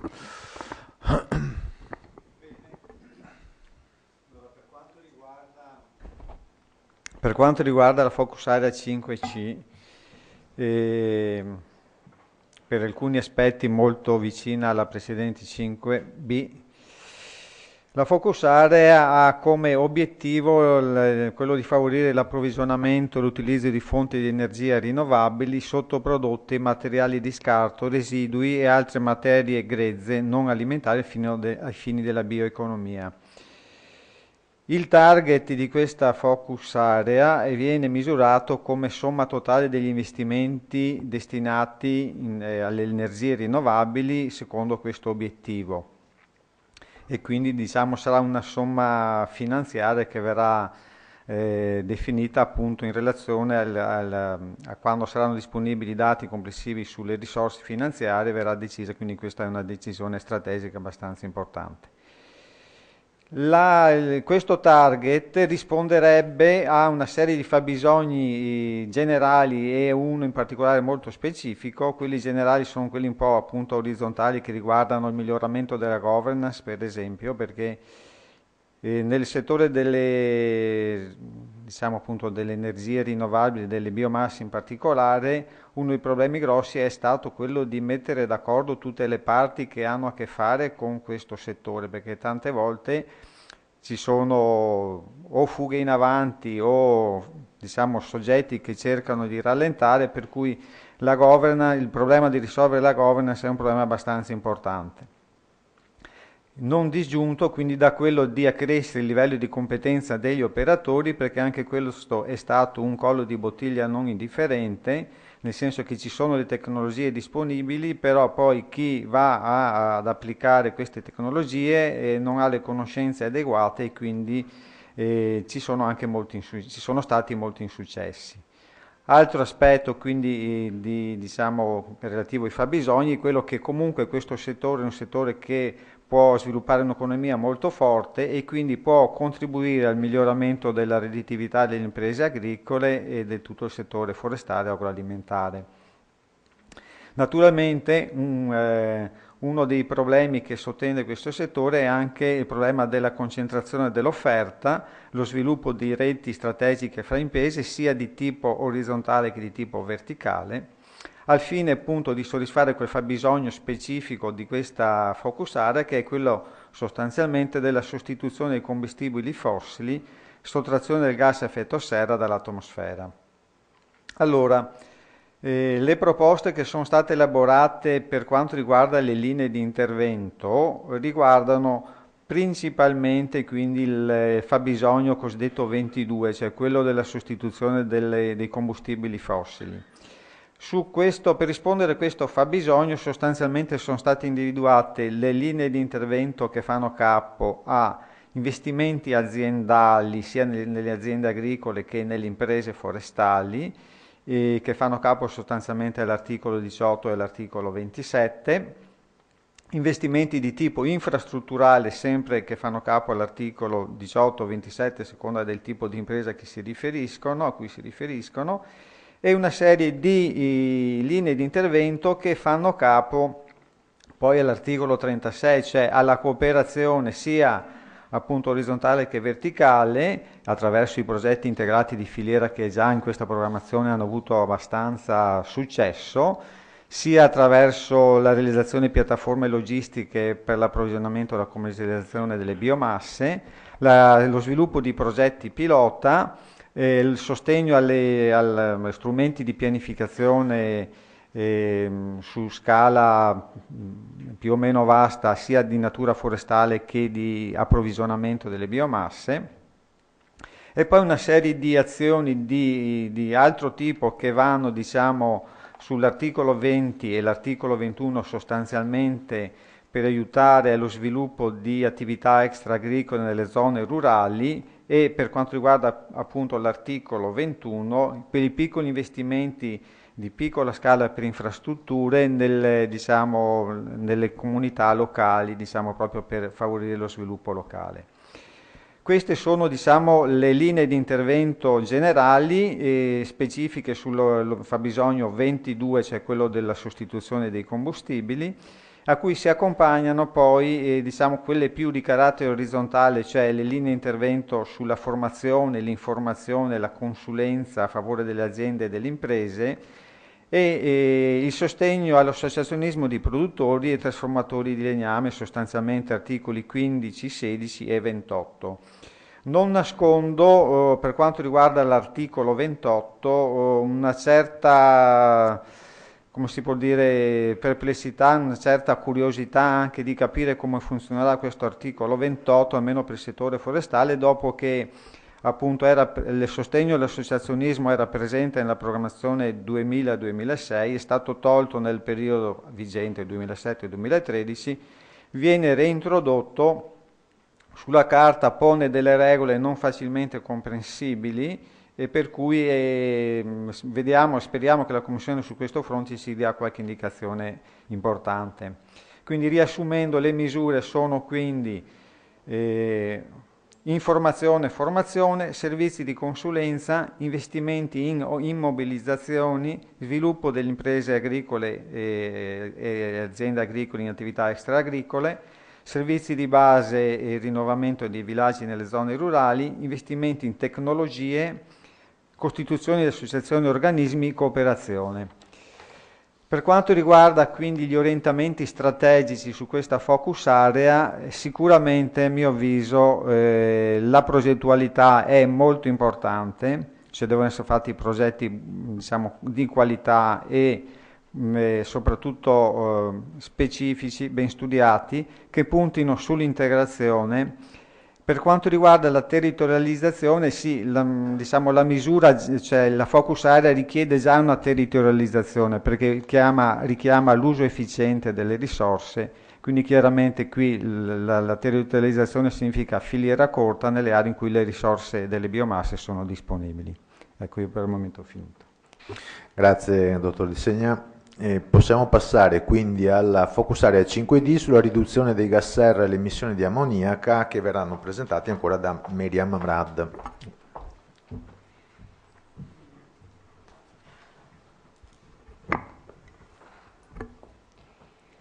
Sì, allora, per quanto riguarda la focus area 5D, relativa alla limitazione e alla riduzione dei gas a effetto serra e nonché emissioni di ammoniaca del settore agricolo, ovviamente rappresento il referente giustamente della Focus, il dottor Roberto Salvò, qui presente, e quindi vi presenterò le linee di intervento di possibile applicazione con la nuova programmazione 2014-2020. Il problema relativo alle emissioni di gas a effetto serra, soprattutto metano e protossido di azoto in agricoltura, è un problema, diciamo, un tema abbastanza caldo, soprattutto con gli ultimi numeri che sono stati divulgati, sono stati presentati gli ultimi inventari della LISPRA relativamente alla quota che produce l'agricoltura nazionale di metano e di protossido di azoto, che sono stati ovviamente pesati in CO2 equivalente. L'agricoltura italiana pesa per circa il 7% a livello globale per quanto riguarda la produzione di questi gas climalteranti, che l'agricoltura poi si posiziona come secondo produttore di gas a effetto serra subito dopo il settore energetico.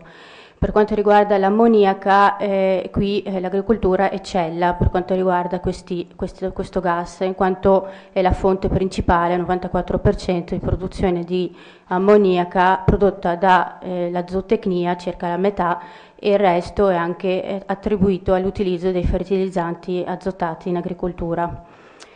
E quindi c'è la necessità appunto di ridurre questi gas climalteranti e anche ridurre l'ammoniaca dall'agricoltura e anche dal settore zootecnico in particolare, E questo è possibile, sarà possibile attraverso interventi di tipo gestionali a livello aziendale, anche l'adeguamento dell'assetto strutturale delle aziende agricole e zootecniche, nonché l'applicazione delle migliori tecniche disponibili in tutto il processo produttivo.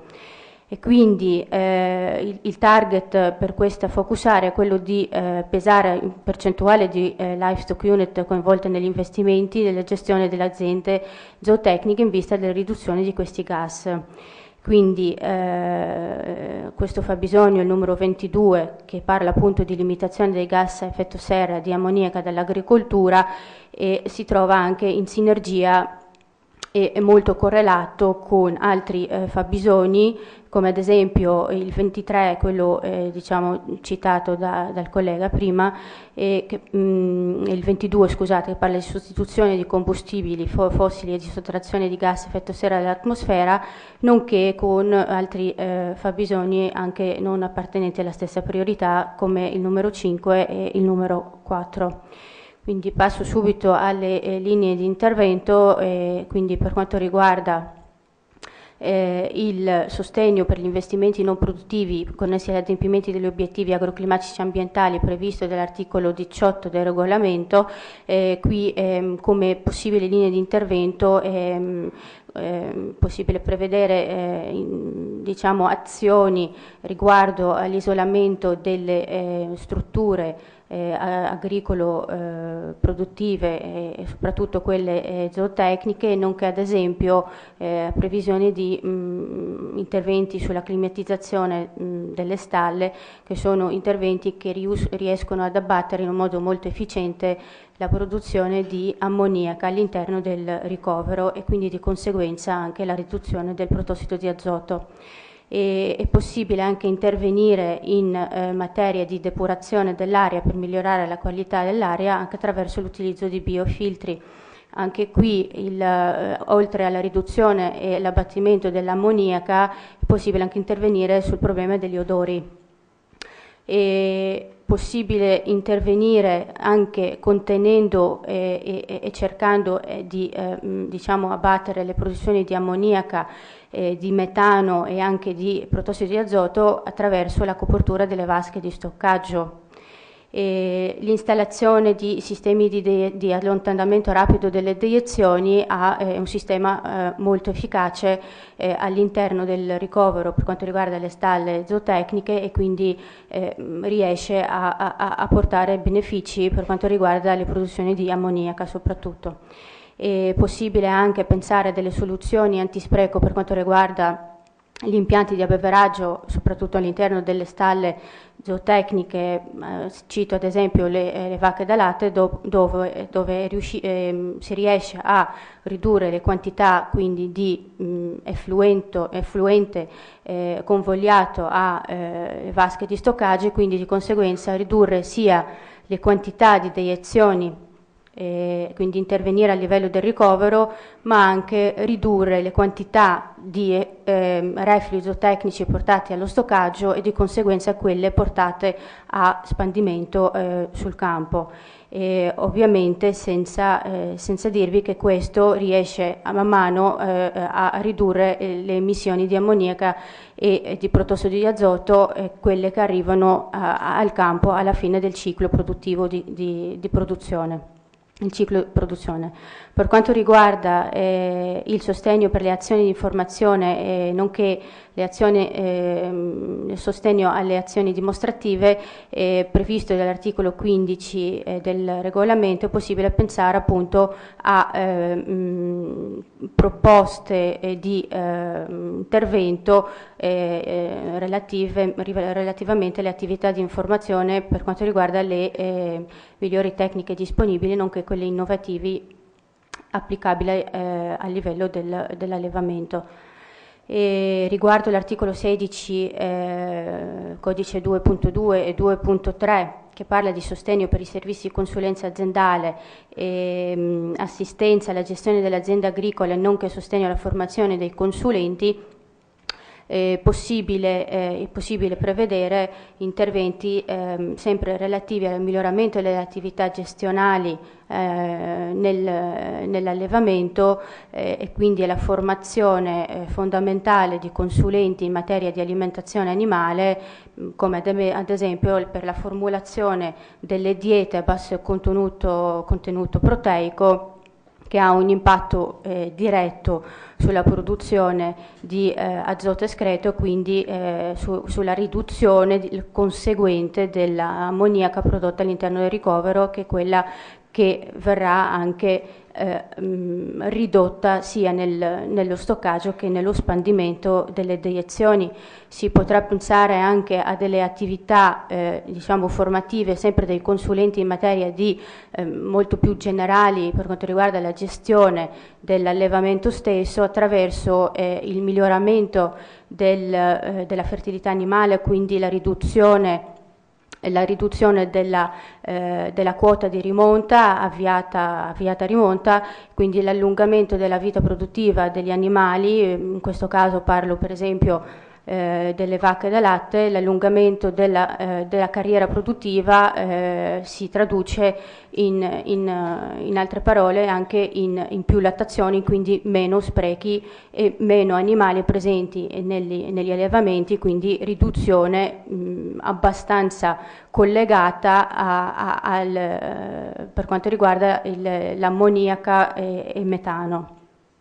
Per quanto riguarda infine l'articolo 36 che parla di cooperazione e quindi in questo caso il sostegno per le azioni congiunte per la mitigazione dei cambiamenti climatici, è possibile prevedere progetti pilota nonché azioni congiunte alle pratiche gestionali degli allevamenti. Anche in questo caso possono essere suddivise anche per tipologia animale. Quindi riassumendo, le misure sono citate dall'articolo 18, 15, 16 e 36 e sono quindi relative agli investimenti in immobilizzazione materiale, conoscenze e promozione delle azioni di informazione, nonché i servizi di consulenza e assistenza alla gestione delle aziende agricole e infine alla cooperazione. Vi ringrazio. Bene, allora una precisazione rispetto ai dati e alle informazioni che trovate in questi schemi.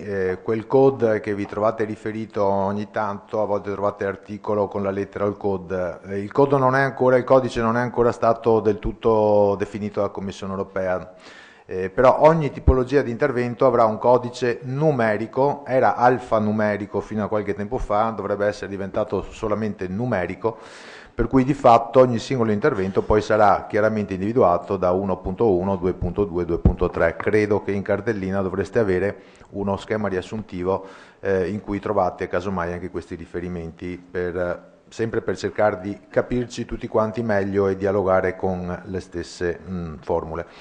Allora, il dottor Maurizio Di Segna conclude la presentazione della priorità 5 con la focus area 5E.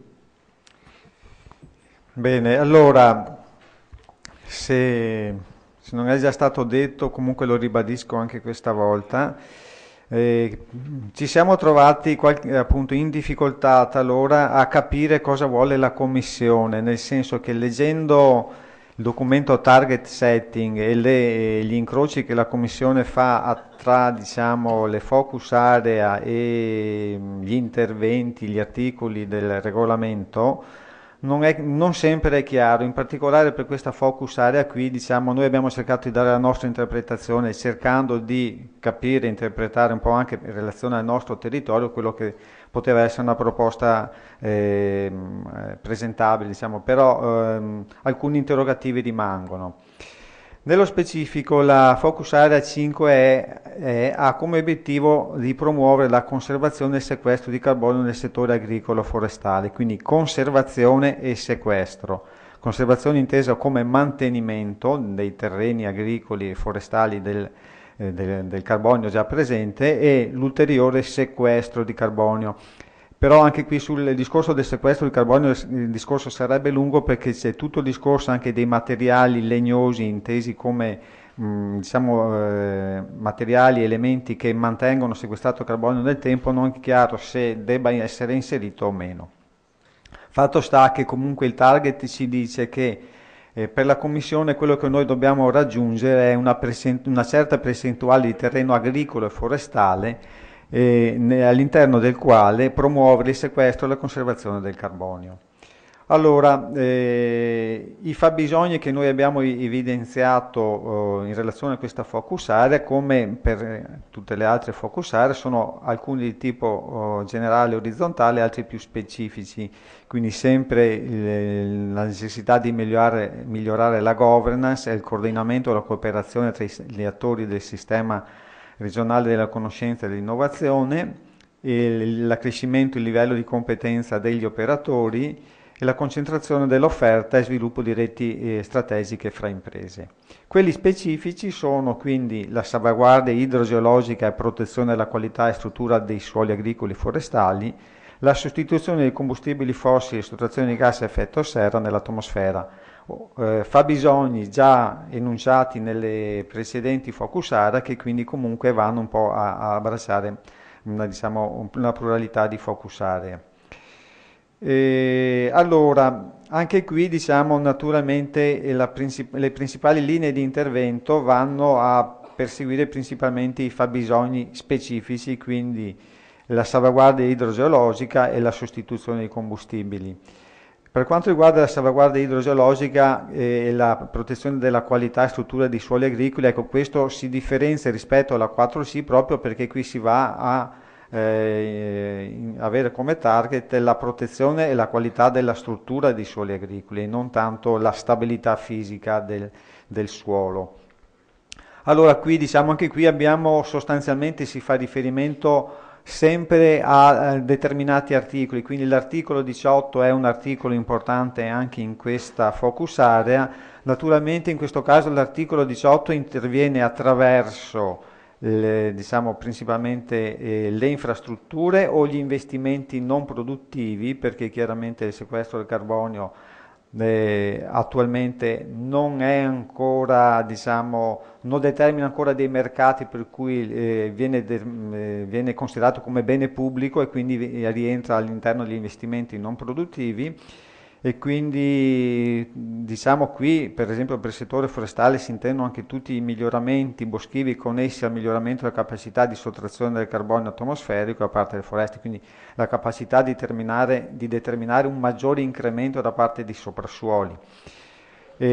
Abbiamo messo accanto a questo anche l'articolo 26 nel senso dell'incremento del valore ambientale dei suoli agricoli e forestali attraverso quelle che sono le conversioni, per esempio, ma la linea di intervento principalmente indicata dalla Commissione sono quelle relative all'articolo 23 e 24, quindi gli interventi di imboschimento e la realizzazione di sistemi agroforestali compatibili con la coltura agraria, Questi sono naturalmente tipologie e linee di intervento già presenti nella programmazione che abbiamo concluso e che vengono riproposti, però vengono riproposti diversamente dal passato che gli imboschimenti avevano avuto un'altra origine, un'origine quella di andare a recuperare terreni per finalità diverse dal sequestro del carbonio, adesso quindi vengono strettamente finalizzati a questo. A ciò si aggiungono gli interventi relativi all'articolo 27, quindi sempre le immobilizzazioni in tecnologie silvicole necessarie per la gestione del legno all'interno delle superfici. L'articolo 35 come pagamento per servizi ambientali, perché chiaramente in questo caso può essere considerato l'impegno che il proprietario fa a rinunciare al taglio del bosco o a effettuare il taglio del bosco in una determinata maniera e quindi si può pensare a questo pagamento compensativo. A questo poi si aggiungono tutte le linee di intervento di carattere dell'articolo 36, quindi la cooperazione di filiera sia orizzontale che verticale, la stesura dei piani di gestione e i progetti pilota organizzati nell'ambito delle filiere. Anche qui poi si aggiungono tutti i sostegni relativi di carattere di base, come quelli della formazione, informazione, la consulenza a favore delle aziende e sostegno all'associazionismo dei produttori e trasformatori di biomasse, diciamo in particolare quelli che promuovono il sequestro. Quindi dal punto di vista delle misure, articolo 15 conoscenza e informazione, 16 consulenza e assistenza alla gestione delle aziende, investimenti in immobilizzazioni materiali, forestazione e imboschimento, sistemi agroforestali, investimenti per la resilienza e il pregio ambientale degli ecosistemi, investimenti in tecnologie silvicole, costituzione di associazioni, servizio silvoclimatico ambientali e cooperazione. Il grosso problema di questa focus area è la territorializzazione, in particolare per quanto riguarda l'articolo 23 e 24. Cioè si fa, sulla base dell'esperienza che abbiamo da più periodi di programmazione, si fa molta fatica a reperire le superfici dove effettuare gli imboschimenti. Mentre tutte le altre linee di intervento non hanno problemi di reperimento dove effettuare questi interventi, gli imboschimenti sì. Quindi è molto importante la progettualità, cioè pensare nuovi modelli. Da questo punto di vista la Regione insieme a dei partner sta sviluppando dei progetti LIFE sugli impianti policiclici in modo da vedere quali sono, diciamo, nuove tecniche e nuovi approcci per realizzare all'interno dei terreni agricoli gli impianti per promuovere il sequestro del carbonio e soprattutto l'integrazione. Eventuali chiarimenti poi nella fase di discussione. Grazie. Grazie, dottor Di Segna. Allora, siamo alla fine di questa lunga e complessa presentazione. Mi auguro che almeno sia chiaro un po' qual è il processo e l'impostazione. Ovviamente non ha importanza a questo momento l'esatta valutazione di ogni singolo sostegno, questo ripeto lo potremo fare anche con calma rispetto agli elenchi che poi comunque avrete a disposizione. Direi quindi che ci fermiamo un attimo, c'è un coffee break nella sala di fronte fra un quarto d'ora, quindi alle 11:45 riprendiamo perché abbiamo già un 30 minuti di ritardo che vorremmo in parte recuperare. Grazie. Lascio la parola a Stefano Barbieri che ha curato la selezione anche dei documenti che avete in cartellina proprio su questi temi e che vi presenterà queste due pillole informative che abbiamo predisposto per questa giornata. Grazie Stefano. Sì, allora il prodotto che vi facciamo vedere ora, che è ancora diciamo in versione beta, in versione in progress diciamo, è un pezzo, è un esempio di una serie, di una collana di piccoli video, li possiamo chiamare, di animazioni grafiche animate che presentano le diversi articoli, diverse misure del regolamento. Saranno via via messe a disposizione, adesso ne abbiamo fatte le prime due esemplificative legate alla tematica di quest'oggi, ma poi le altre verranno presentate nell'incontro prossimo di mercoledì prossimo del 18 e poi via via lungo tutto il percorso che andremo a fare. E sono delle soluzioni molto semplici, molto friendly, cerchiamo di farle in modo da rendere un po' più comprensibile questa tematica che in effetti è abbastanza complessa.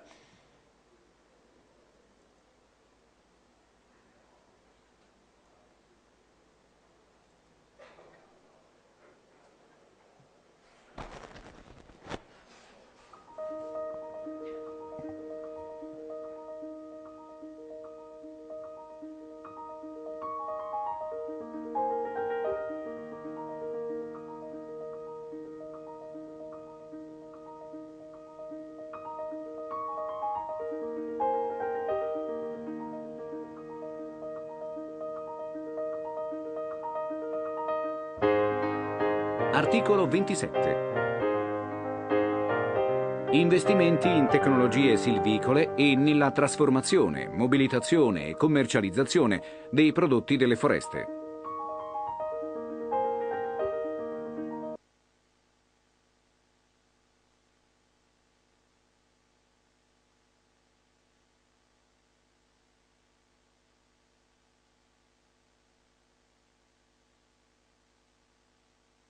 Tipi di interventi. Investimenti intesi a incrementare il potenziale forestale o a crescere il valore aggiunto dei prodotti forestali attraverso la loro trasformazione, mobilitazione e commercializzazione. Gli investimenti diretti ad accrescere il valore economico della foresta sono motivati in relazione ai previsti miglioramenti delle foreste in una o più aziende e possono comprendere investimenti in macchinari e procedimenti di raccolta rispettosi del suolo e delle risorse. Gli investimenti connessi all'uso del legno come materia prima o come fonte di energia sono limitati alle lavorazioni precedenti la trasformazione industriale. Beneficiari. Silvicoltori privati, comuni e loro consorzi, PMI.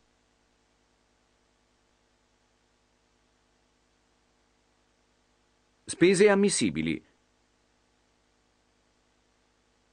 Spese sostenute per investimenti intesi a incrementare il potenziale forestale e per accrescere il valore aggiunto dei prodotti forestali attraverso la loro trasformazione e commercializzazione.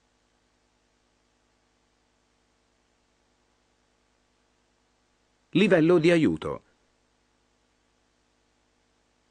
40% del costo dell'investimento ammissibile.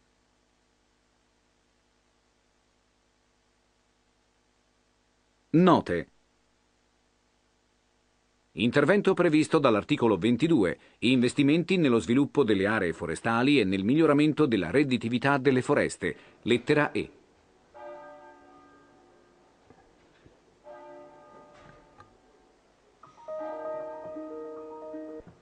Ecco, avete visto una di queste pillole, adesso ne vedremo un'altra, l'articolo 29. Come vedete si parte sempre, sono pensate per essere viste ognuna per conto suo, quindi potranno essere poi anche usate in altre situazioni, in altri momenti divulgativi, anche in seguito.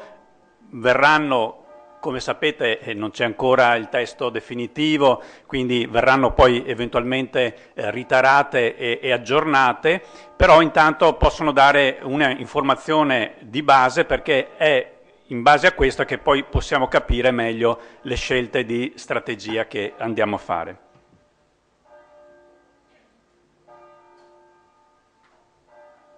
E vediamo adesso l'articolo 29.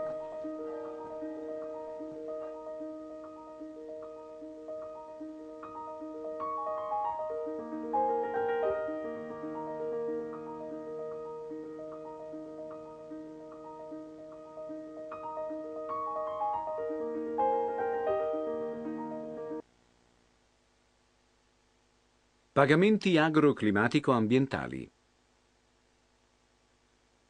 Tipi di interventi.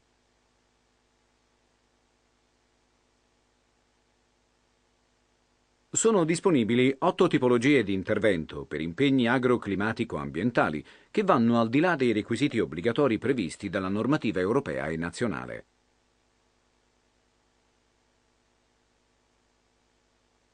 Un ulteriore intervento è a sostegno della conservazione, uso e sviluppo sostenibile di risorse genetiche in agricoltura.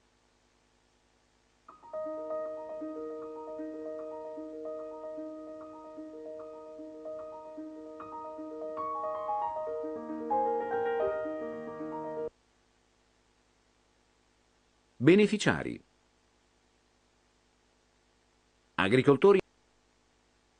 Agricoltori associati tra loro o con altri gestori del territorio. Altri gestori del territorio o loro associazioni, in caso di particolari obiettivi ambientali. Anche beneficiari diretti nel caso di impegni per la conservazione delle risorse genetiche.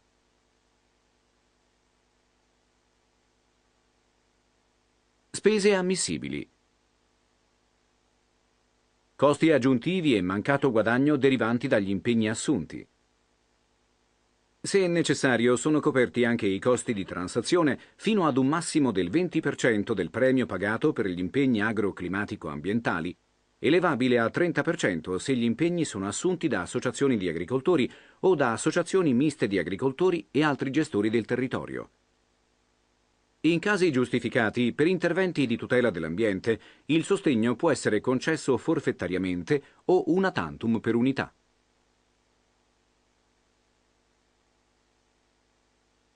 Livello di aiuto. Il sostegno è limitato ai seguenti importi massimi: 600 euro per ettaro anno per colture annuali,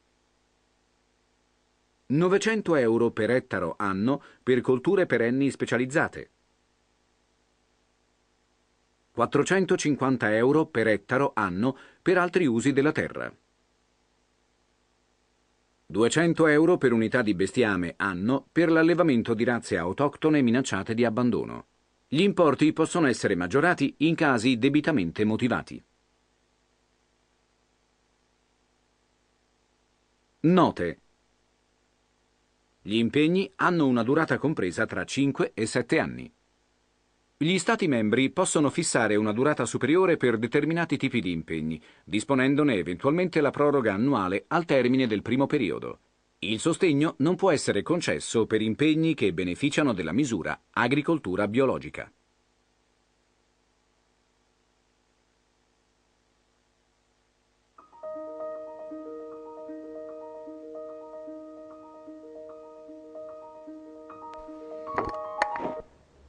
Bene, allora abbiamo avuto altri due piccoli contributi al nostro percorso. Adesso sono previsti degli interventi da parte di operatori e stakeholder che rappresentano alcuni riferimenti fondamentali per le tematiche della giornata di oggi. Cominciamo da ARPAV, dottor Bortolami, che prego di accedere.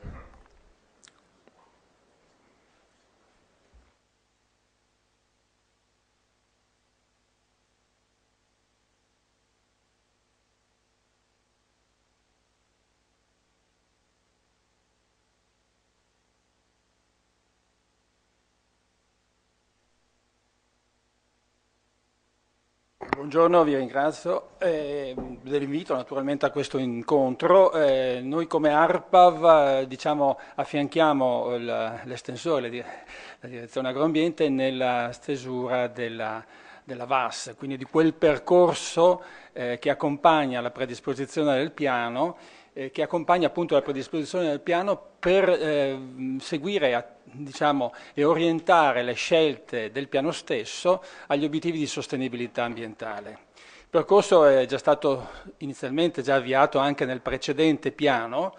In questi anni che sono passati, la sensibilità per questo strumento di valutazione ambientale strategica è cresciuta. E quindi si è passati da un'applicazione forse un po' limitata come mero strumento anche di valutazione un po' a 360 gradi delle problematiche ambientali che comunque vanno a interferire con questi piani e programmi, a uno strumento vero e proprio che accompagna la progettazione e la realizzazione, ma che segue poi nella fase di attuazione il programma stesso, con una serie di attenzioni al monitoraggio e alla valutazione degli effetti positivi, negativi, ma anche delle eventuali azioni correttive che potrebbero essere necessarie in corso di realizzazione. Cercherò di essere molto veloce perché credo che i temi siano molto interessanti e è giusto anche approfondire la parte più tecnica, più specifica. Io faccio una presentazione proprio di metodo, non di sostanza, perché la fase della VAS è sostanzialmente partita, è già partita nella presentazione delle prime proposte, ma concretamente può entrare nel vivo nel suo svolgimento quando possiamo già toccare per mano le azioni concrete che si vogliono porre in essere. Devo un attimo, eccola qua. Allora vado via velocissimo per evitare di perdere tempo su aspetti marginali. Ecco, come ho detto prima, è proprio un procedimento di aiuto alla decisione all'estensore del piano ed è parte integrante del progetto di piano, di programma, anche nelle fasi proprio di realizzazione e di monitoraggio e di verifica dei risultati.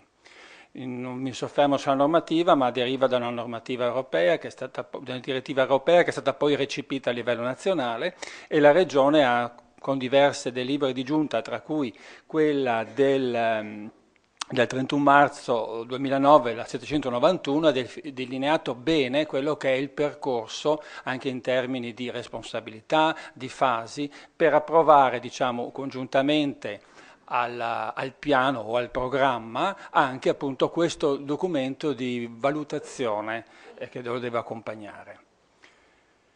Ecco, vado molto veloce, diciamo, il documento di VAS, che si definisce rapporto ambientale, sostanzialmente comprenderà un quadro ambientale, diciamo che poi rapidamente presenterò, un'analisi di coerenza interna ed esterna, cioè una coerenza del programma con quelli che sono le direttive, piani, programmi, strategie a livello regionale, a livello nazionale, a livello europeo, quindi con tutta la pianificazione anche, diciamo, sovraordinata o di pari grado a livello regionale. Una valutazione dei possibili impatti delle diverse azioni, delle diverse misure, ma che si concretizzano in azioni concrete, quindi andremo a determinare effettivamente quale potrebbe essere l'impatto. Preferirei parlare di effetto, perché chiaramente gli effetti sono positivi, ma possono esserci anche degli effetti che possono essere negativi, quindi degli impatti negativi sulle componenti ambientali, acqua, suolo, aria e quant'altro, paesaggio. Obbligo del procedimento di VAS è la valutazione degli scenari. Noi abbiamo uno scenario che potrebbe essere quello derivato dalla mancanza di applicazione del piano. Anche questo è uno scenario teorico, perché il piano deve naturalmente essere fatto e applicato. Quindi avremo una valutazione comunque di uno scenario in assenza del piano e una valutazione di scenari, anzi di uno scenario alternativo che è quello del piano, o di eventuali altri scenari che si potrebbero prospettare, che naturalmente potranno avere delle ricadute ambientali minori o maggiori, e quindi potranno orientare comunque la scelta poi del programma definitivo. In tutto questo si inserisce poi la ricerca, l'individuazione di misure di mitigazione e di compensazione, perché tutte le azioni naturalmente vanno a incidere sul territorio, vanno a incidere in maniera più o meno determinante, vanno a incidere positivamente, speriamo molto positivamente, possono incidere negativamente, ma naturalmente bisogna che queste azioni siano comunque portate avanti, perché hanno delle altre ricadute positive magari su altri aspetti, economico, sull'aspetto demografico, sull'aspetto strutturale, ecco, e quindi bisognerà individuare delle azioni di mitigazione o delle azioni di compensazione che vanno appunto a mitigare tutto quello che noi non riusciamo ad evitare come ricaduta ambientale. E poi, come dicevo, la valutazione del piano di monitoraggio, molto importante, perché non è soltanto rispettare il monitoraggio che ci impone, che ci chiede, scusate il termine, forse l'Unione Europea, e quindi seguire ogni azione, ogni intervento con un determinato indicatore, con un determinato indice, ma dobbiamo anche individuare all'interno di questo monitoraggio classico del piano, del programma, che segue appunto determinate anche richieste, specificazioni proprio dell'Unione Europea, dobbiamo individuare anche un monitoraggio ambientale che ci permetta appunto di dire sì, le azioni realizzo determinati obiettivi, ma dal punto di vista ambientale ho delle ricadute o sono sotto controllo per quanto riguarda determinati impatti. Ecco, il quadro ambientale sostanzialmente mi permette di capire qual è la situazione ambientale nel Veneto, la situazione più aggiornata, quali sono gli aspetti di maggior criticità o di debolezza naturalmente dell'aspetto ambientale, quindi sulla situazione acque, sulla situazione dei suoli, sulla situazione dell'aria, quali matrici ambientali possono essere decisamente interessate dal programma e su cui noi andremo poi a sviluppare un'analisi molto più di dettaglio, molto più approfondita, e quali indicatori, appunto indicatori ambientali, possiamo utilizzare a completamento di quello che è il monitoraggio istituzionale, chiamiamolo così, del piano. Ecco, diciamo le tematiche ambientali sostanzialmente affrontate sono quelle che verranno affrontate, sono quelle tipicamente che caratterizzano gli studi ambientali di area vasta: atmosfera, risorse idriche, suolo e sottosuolo, rifiuti, natura e biodiversità, clima e cambiamenti climatici e rischio idraulico e idrogeologico. Ci sarà un approfondimento, diciamo anche particolare sull'aspetto energetico, visto tutti le correlazioni tra il programma rurale e il fra poco adesso adottato, verrà approvato piano energetico regionale per diciamo, le risorse energetiche rinnovabili, e anche con il piano di risanamento della qualità dell'aria, che indubbiamente ha forte ripercussione, che anche questo sta per essere approvato, diciamo è adottato attualmente, e quindi diciamo sono strumenti molto importanti che devono avere devono essere considerate fortemente come un indirizzo per orientare le scelte del piano del programma rurale. Da questo deriva poi una zonizzazioni. È uno studio, un approfondimento sulle zonizzazioni, che sono alcune istituzionali, cioè il piano diciamo, deve naturalmente fare riferimento a quelle che sono le zonizzazioni ormai consolidate. Sto pensando alle zone vulnerabili per nitrati, potrebbero essere le zone DOC, eccetera, ma dobbiamo anche riferirci a delle diciamo, zonizzazioni tecniche, cioè situazioni di eccellenza o di criticità di carattere ambientale che possono essere presenti all'interno del territorio regionale, e di cui naturalmente ARPAV, come produttore di dati e di informazioni ambientali, è a conoscenza. Ecco, come dicevo prima, l'analisi di coerenza, cioè il programma è coerente con altri piani o programmi regionali, il programma è coerente con le strategie nazionali ed europee. Ecco, questa è una fase di analisi che dovremo portare avanti ed evidenziare. E poi c'è la famosa coerenza interna, che io immagino, da come è strutturato anche il piano sviluppo rurale, che nasce anche con parte già con delle indicazioni molto chiare, molto precise dell'Unione Europea, quindi do per scontata la coerenza interna, cioè sostanzialmente quella che è la coerenza, che tutte le nostre azioni che verranno individuate siano effettivamente coerenti con gli obiettivi del programma. In parole molto povere, esistono delle azioni che possono remare contro, molto probabilmente qualcosina ci potrà essere, ma qui interviene tutto quanto l'aspetto, ripeto, di individuazione di misure correttive e di mitigazione. Ecco, naturalmente le azioni del programma quindi andremo, una volta dettagliate e conosciute, verranno analizzate per quanto riguarda la loro ricaduta in termini diretti o indiretti sulle matrici ambientali effettivamente, quindi capire anche in che modo queste azioni possono influire sulla matrice ambientale. Come vi dicevo prima, ho già anticipato senza farvi vedere la slide, abbiamo sostanzialmente la valutazione di questi scenari, che è un altro degli aspetti che ci richiede la direttiva europea sulla VAS, appunto gli scenario in assenza del programma, gli scenari di programma, e quindi valutare questi scenari naturalmente attraverso una valutazione qualitativa e dove è possibile anche quantitativa, magari attraverso delle specifiche azioni, per formulare poi una valutazione, in questo caso, quindi orientare naturalmente l'estensore del programma verso determinate scelte. Le ultime cose, come vi dicevo prima, il monitoraggio degli effetti del programma. Io pongo molta attenzione all'aspetto monitoraggio, perché a volte si dà per scontato. Allora, il monitoraggio, ripeto, che si farà e che è il monitoraggio del programma, deve avere anche, diciamo, una valenza ambientale, e che non è scontata. Non è scontata in tanti programmi, tanti piani, purtroppo, specialmente nel passato, non è scontata, ma che invece deve essere chiaramente esplicitata e chiaramente deve essere posto in evidenza.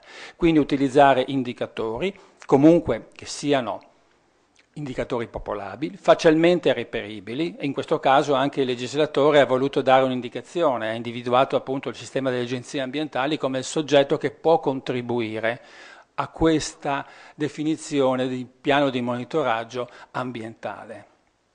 il piano deve anche individuare le responsabilità, cioè il piano deve essere fattibile, deve essere realizzabile, non deve essere un piano teorico, piano di monitoraggio parlo naturalmente, un piano che possa avere possibilità di utilizzare dati, informazioni aggiornabili, dati e informazioni affidabili e soprattutto che preveda dei determinati step di aggiornamento e quindi diciamo un programma di monitoraggio ambientale che sia effettivamente perseguibile e che non sia appunto che sia quindi realizzabile con gli strumenti, con i mezzi che disponiamo.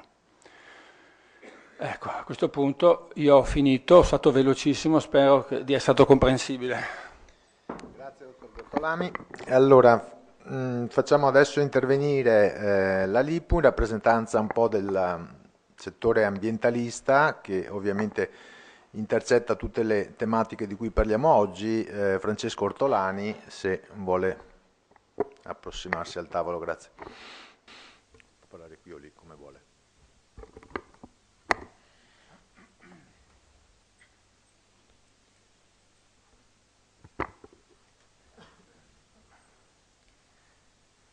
Sì, io leggerò. L'agricoltura e quindi la programmazione del PSR è da sempre molto importante per la LIPU, perché è indispensabile per la conservazione della natura e la tutela ambientale. Non si può pensare di conservare la natura in Italia, in Veneto, senza occuparsi degli agroecosistemi e quindi dell'agricoltura. Molte specie in pericolo vivono e dipendono da questi ambienti. Per questo motivo la stessa Unione Europea pone la biodiversità tra le focus area della nuova politica di sviluppo rurale. Elemento positivo da registrare dopo la prima fase di consultazione del partenariato è che la priorità 4 sugli agroecosistemi è quella che ha ricevuto il maggior numero di osservazioni e il fabbisogno che ha ottenuto il maggior numero di osservazioni è quello relativo alla biodiversità. Questo è indice dell'importanza della biodiversità per associazioni, enti e categorie economiche e della conseguente considerazione di cui essa deve godere. Apprezziamo molto lo sforzo che la Regione sta facendo per coinvolgere il partenariato e ringraziamo per l'occasione che ci è data oggi per illustrare i punti principali che la LIPU ritiene basilari nella nuova programmazione del PSR, sperando che se ne tenga conto e rendendoci disponibili a illustrare le nostre proposte in maggior dettaglio anche in altre sedi. Innanzitutto partiamo dalla montagna. Si ritiene che la rivalutazione economica e culturale delle terre alte potrebbe essere il punto di svolta per una rinnovata gestione territoriale. In montagna vi è la maggior concentrazione delle aree naturalistiche sottoposte a tutela, parchi e siti Natura 2000, e una buona percentuale delle aree agricole ad alto valore naturale, secondo le stime della rete rurale nazionale. Le caratteristiche peculiari della montagna rendono indispensabile un approccio integrato tra aspetti economici, ambientali e sociali. In particolare chiediamo un sostegno alle forme di produzione a basso impatto ambientale e conservativo della biodiversità tipica di questi ambienti, che in pratica si traduce in ripristinare e mantenere i prati e pascoli. Vanno sostenute economicamente le opere di sfalcio compiute in tarda stagione, da realizzare in particolare dove nidificano di quaglie, e deve essere prevista la compensazione per quegli interventi di limitazione all'utilizzo delle lame d'acqua da parte del bestiame al fine di salvaguardare la biodiversità in esse ospitate. Salvaguardare la risorsa idrica. Lo sfruttamento ad uso idroelettrico, compreso il microidroelettrico del tratto montano dei corsi d'acqua regionali, deve essere inserito entro una progettualità complessiva che preservi gli ecosistemi fluviali e il loro deflusso minimo vitale nei periodi di magra. È necessario che le valutazioni dell'impatto ambientale tengano conto degli effetti cumulativi dei vari interventi finalizzati e non si limitino ai singoli progetti. Occorre inoltre non sprecare l'acqua montana, specie in zone carsiche, per l'innevamento artificiale delle piste da sci, che ha un impatto ambientale molto negativo. Chiediamo che vengano utilizzate le misure per la gestione del rischio anche per risolvere il conflitto tra allevamento e grandi carnivori, lupi, orsi, eccetera. Tutelare le foreste promuovendo la rinnovazione con tagli disetani, soprattutto all'interno di boschi cedui abbandonati, valutando attentamente gli impatti ambientali complessivi causati dallo sfruttamento forestale. Particolare attenzione va posta allo sviluppo delle infrastrutture e della viabilità forestale in aree irraggiungibili di grande interesse conservazionistico per specie come l'orso, la lince, i galliformi di montagna e gli anfibi. Non vorremmo che le risorse previste per la priorità 4 e per la salvaguardia della biodiversità in particolare venissero dirottate sul fronte di meri interessi produttivi. Promuovere esclusivamente filiere legno-energia locali. È necessario valutare l'impatto complessivo sugli ambienti forestali della promozione delle filiere legno-energia per evitare che ciò si traduca in uno sfruttamento eccessivo e dannoso per la biodiversità e la sicurezza idrogeologica. Non è sufficiente valutare ogni piccolo progetto, anche se contenuto, in quanto è necessaria sempre una valutazione ambientale complessiva. Per la pianura il problema è opposto a quello della montagna. Qui infatti c'è un'agricoltura troppo intensiva che si va a sommare alla perdita di terreno agricolo a favore di una cementificazione ingiustificata e ingiustificabile. Qui le priorità sono la salvaguardia della risorsa idrica dal punto di vista qualitativo e quantitativo. L'utilizzo dell'acqua risulta eccessivo con seri danni agli ecosistemi fluviali.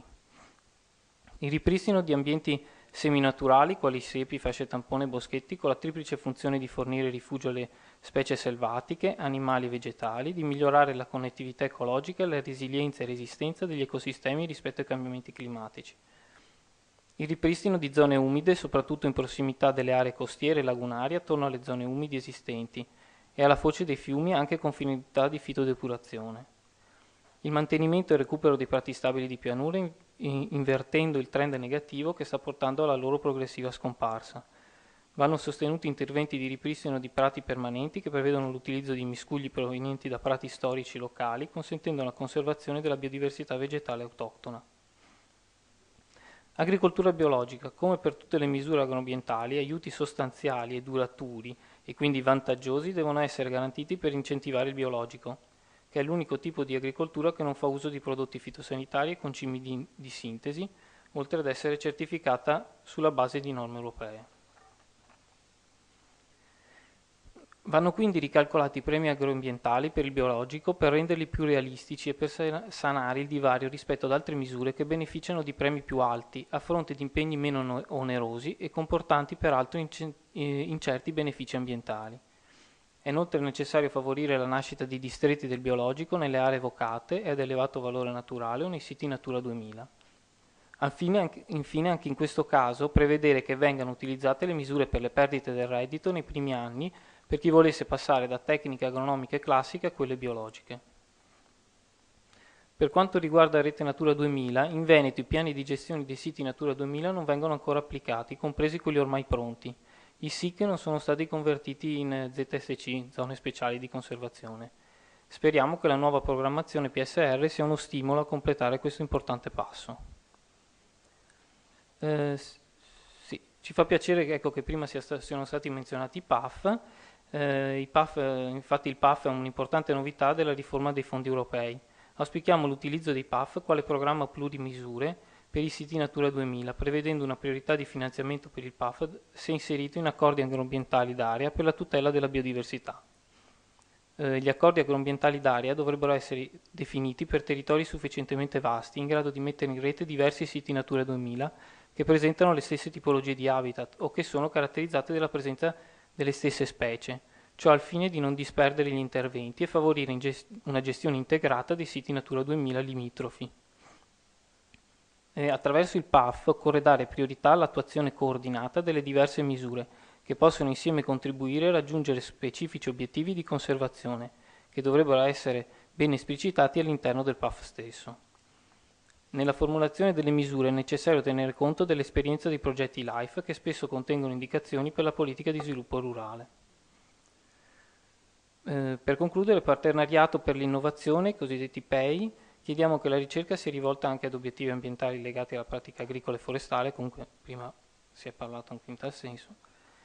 Speriamo che queste fasi di concertazione siano realmente utili per evidenziare e considerare le richieste del partenariato, che siano punto di partenza e fondamento di una programmazione PSR nuova, in quanto impostata su un nuovo approccio, anzi è meglio parlare di un approccio riproposto, ovvero quello ambientale, utile non solo a salvaguardare la biodiversità, ma anche per migliorare la produzione agricola e rilanciare l'economia del Paese. Grazie. Grazie, grazie dottor Ortolani, anche perché insomma mi pare un intervento molto puntuale, poi ovviamente per quanto riguarda il merito sarà oggetto di tutte le valutazioni come di quelle di tutti gli altri partner.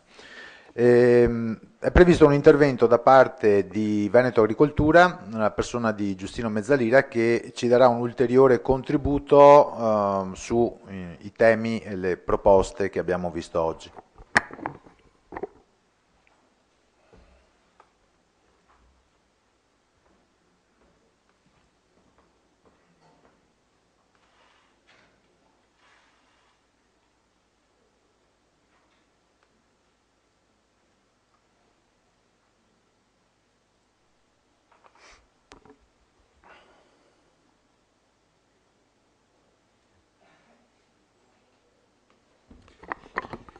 Bene, buongiorno.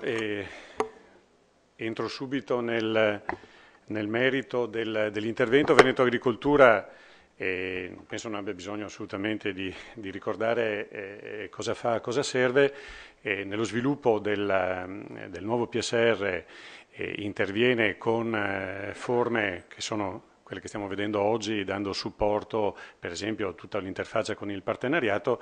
Qui oggi brevemente proprio un flash così su un intervento, anzi ringrazio gli organizzatori per lo spazio che ci è stato dato oggi, e voglio solo ricordare un passaggio. Se andiamo a vedere la mission per la quale Veneto Agricoltura è stata costituita e per la quale assorbe risorse del bilancio regionale, vediamo che ci sono due temi che sono sostanzialmente centrali. Da un lato quello di contribuire alla competitività delle imprese, soprattutto attraverso il trasferimento e l'innovazione, e l'altro, visto che gestisce una quota importante del nostro territorio, sono circa 18.000 ettari che sono direttamente gestiti dall'azienda regionale Veneto Agricoltura, dare un contributo importante all'interno di queste aree agli obiettivi di conservazione del nostro ambiente.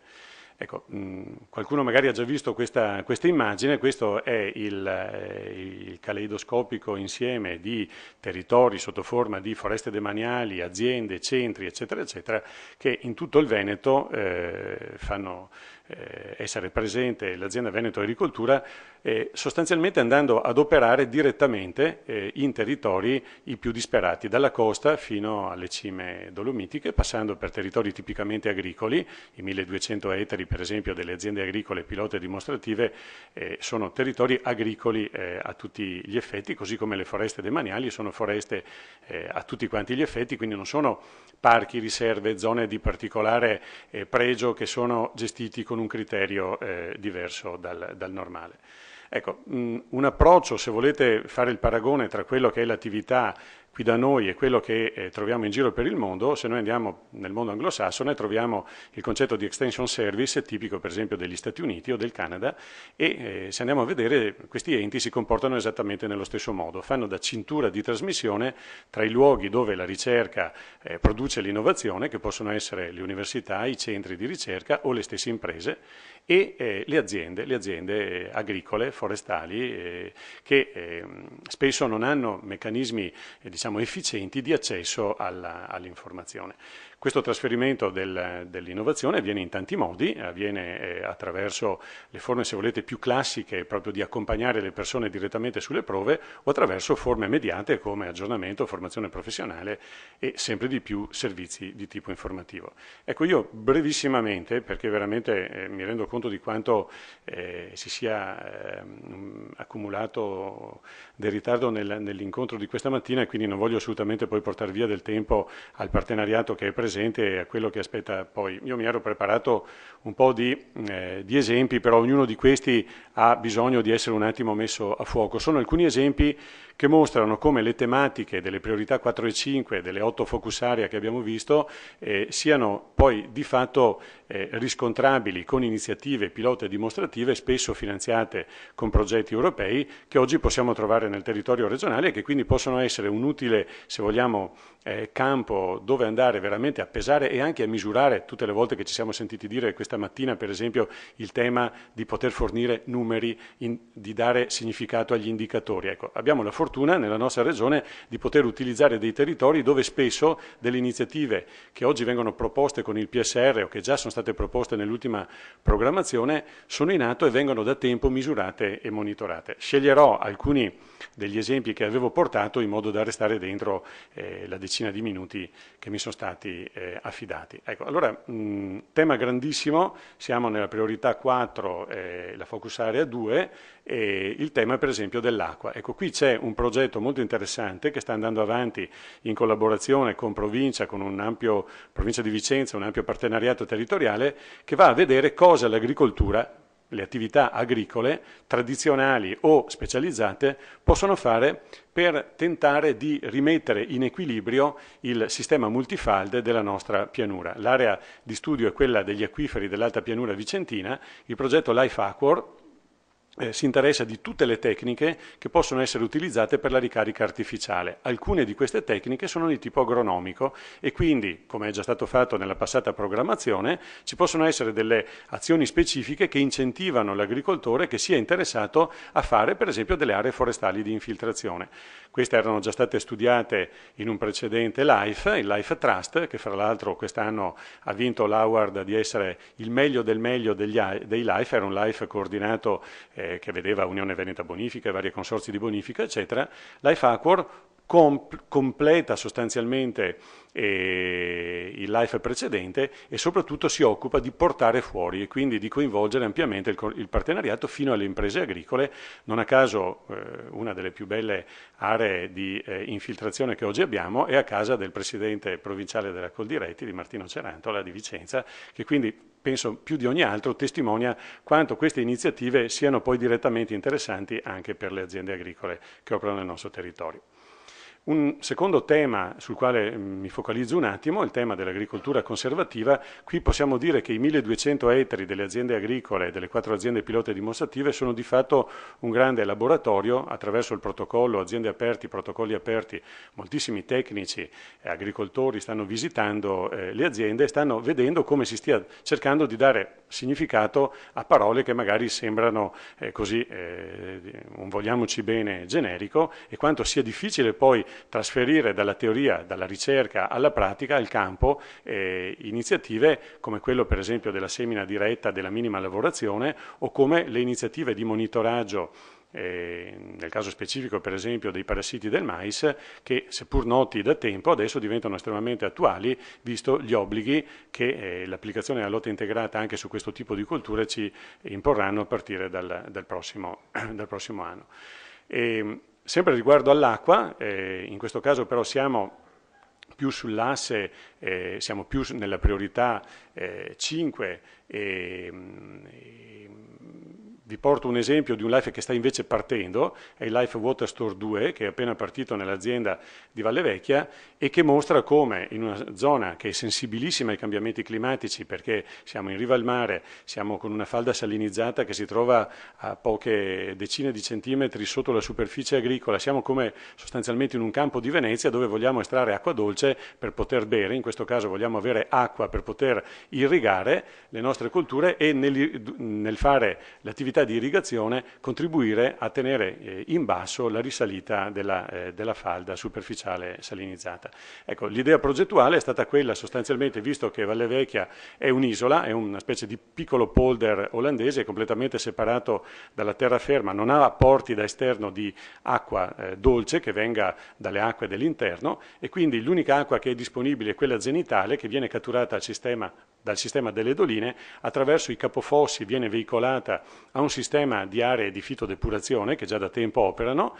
A questo punto vengono messi dei sensori che misurano il tasso di salinizzazione dell'acqua che viene estratta dal sistema e solo quando questi tassi sono compatibili con il successivo riuso irriguo l'acqua viene poi bloccata e non quindi mandata all'idrovora per essere poi mandata a mare e viene accumulata in un piccolo accumulo, un piccolo laghetto che è stato costruito all'interno dell'isola di Valle Vecchia che contiene circa 160.000 metri cubi di acqua e quest'acqua, quando ce n'è poi bisogno, viene riportata attraverso delle tubazioni al sistema dei campi con, fra l'altro le tecniche irrigue che verranno adottate sono le tecniche della microirrigazione, quindi ci sarà l'uso veramente puntiforme, l'adduzione puntiforme dell'acqua proprio a livello dell'apparato radicale della singola pianta di mais per prendere il mais come specie di riferimento.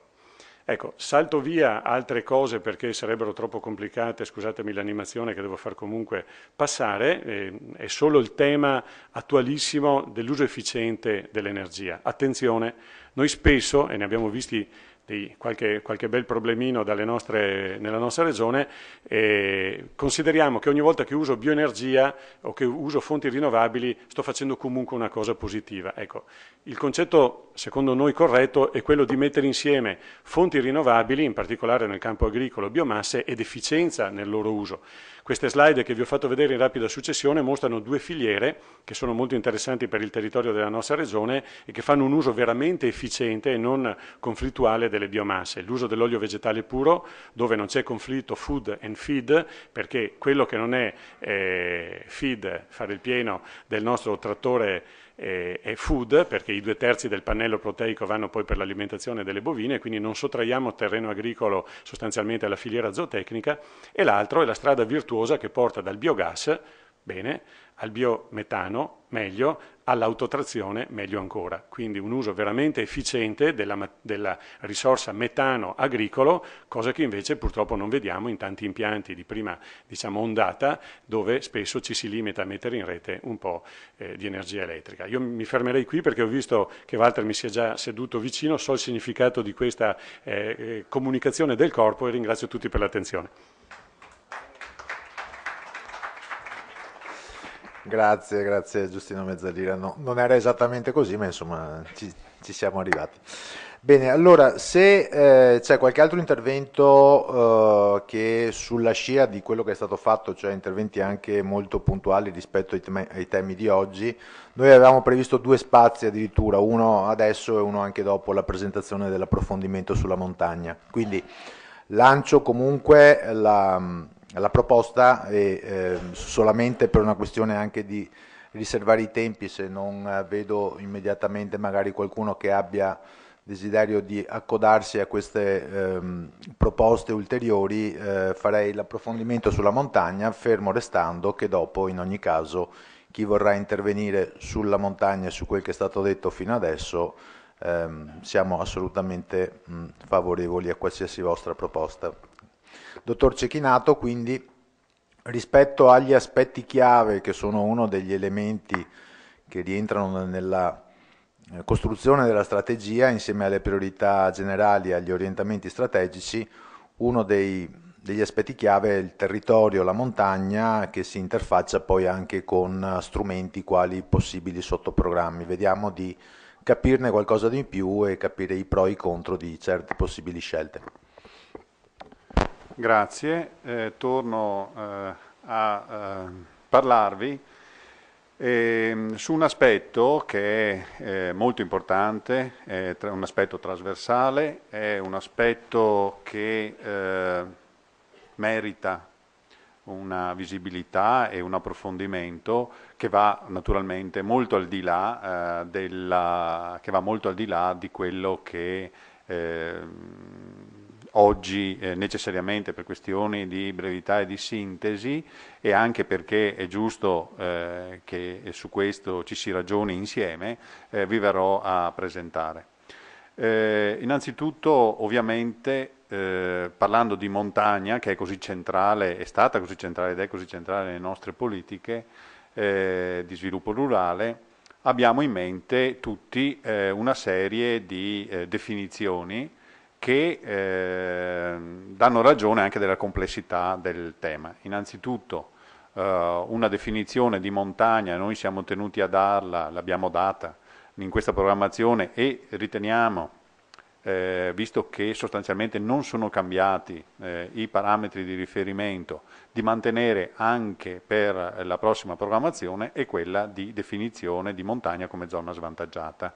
C'è l'articolo 33 del regolamento sul sviluppo rurale che definisce le condizioni di svantaggio per la montagna, poi ci sono altre condizioni di svantaggio, ma quello è un altro ragionamento.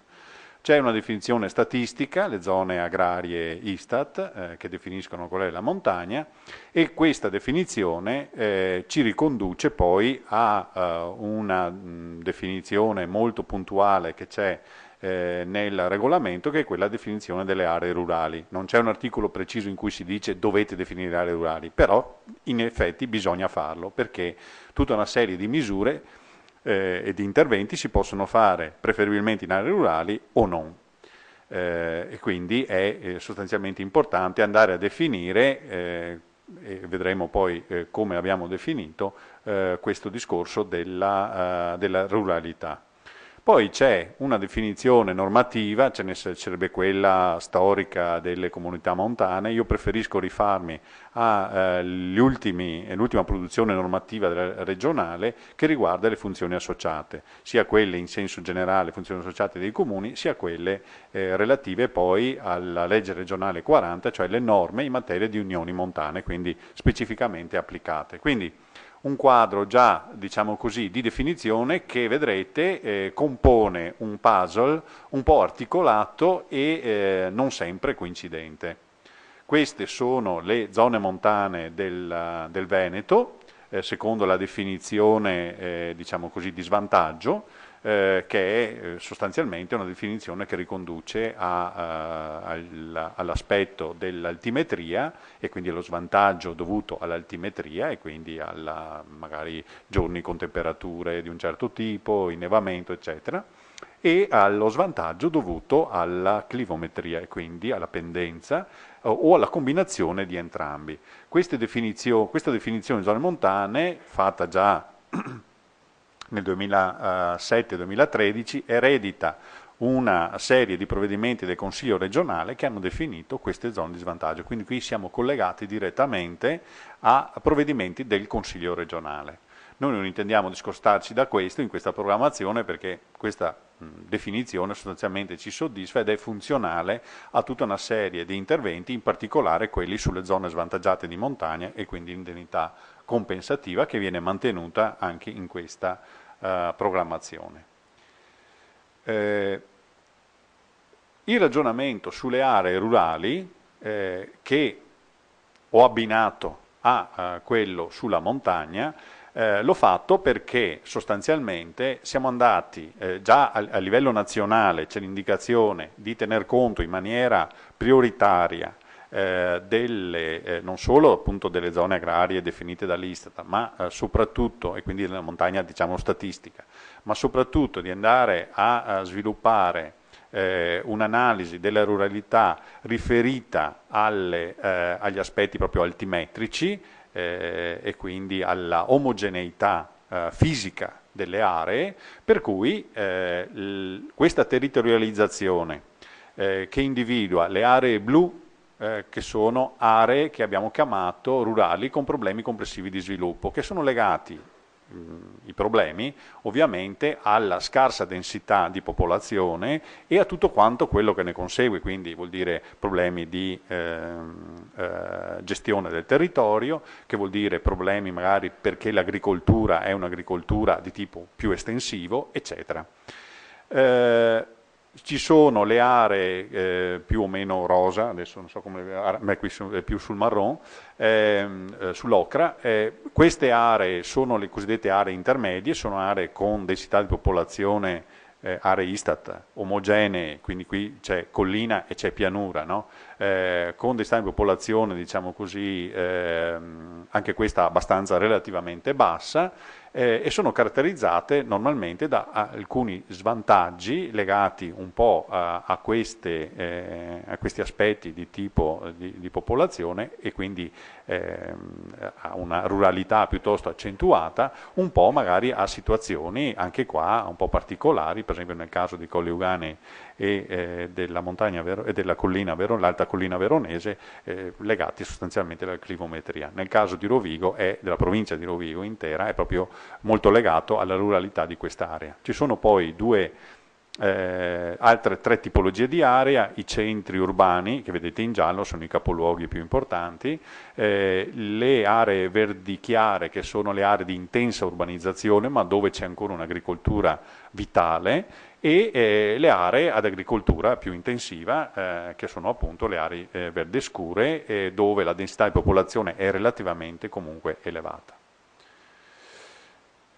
Allora, dicevamo alcuni dati sulla dinamica demografica della montagna veneta, perché, e su altri aspetti, che ci introducono poi ad alcuni ragionamenti da fare alla montagna, perché uno può dire, beh, montagna, perché la montagna? Cioè, perché dobbiamo prendere in esame la montagna specificamente come aspetto, diciamo così, trasversale? Allora, la montagna è la zona meno densamente popolata del Veneto. Nelle aree montane definite Istat ci sono 653.000 abitanti. Abbiamo gli ultimi censimenti, sia quello dell'agricoltura sia quello della popolazione, abbastanza recenti. Sappiamo che la popolazione è aumentata di poco in montagna, sicuramente meno che negli altri territori del Veneto, e quindi, essendo aumentata meno, la percentuale di popolazione che vive in montagna, e quindi possiamo dire anche il peso politico, perché ovviamente la gente vota, è inferiore rispetto alla situazione del censimento precedente. C'è un tasso di crescita naturale negativo rispetto a una media regionale, che è influenzata ovviamente anche da questo, leggermente positivo, quindi c'è una tendenza allo spopolamento, c'è un invecchiamento. Io qui naturalmente ho evidenziato solo alcuni fenomeni, ce ne sarebbero molti altri indicatori da prendere in esame, ma questi mi sembravano quelli più, diciamo così, evidenti. C'è un indice di vecchiaia che è il rapporto tra gli anziani sopra i 65 anni e i giovani, sui 100 giovani, che è superiore a quello, al dato medio regionale, abbastanza superiore, e esistono soprattutto delle aree con criticità particolari all'interno della montagna, aree dove è maggiore è minore la densità di popolazione, dove è maggiore l'indice di vecchiaia e dove la tendenza allo spopolamento è più accentuata. E qui possiamo vedere adesso nelle prossime slide, come, che sono slide di illustrazione, come varia questo fenomeno. Rispetto a tutto un concetto che è venuto avanti con l'accordo di partenariato proposto ancora alla fine del 2012 dall'allora ministro Barca, gli elementi di perifericità che sono quelli relativi all'accessibilità ad alcuni servizi, tipicamente scolastici, sanitari e di trasporto pubblico, treno, sono rilevanti soprattutto nel Veneto, in alcune aree di montagna. Allora andiamo a vedere come, aspetta, torno sempre indietro. Allora, questa è la densità di popolazione, in chiaro sono le aree con densità di popolazione più bassa, addirittura sotto gli 80 abitanti per chilometro quadro, quindi vedete che insomma parliamo di soprattutto delle aree di montagna che tradizionalmente sono appunto quelle della montagna veronese, vicentina e bellunese sostanzialmente. Quindi oltre si segnala anche la provincia di Rovigo, che vedete ha una densità di popolazione anche qui abbastanza bassa.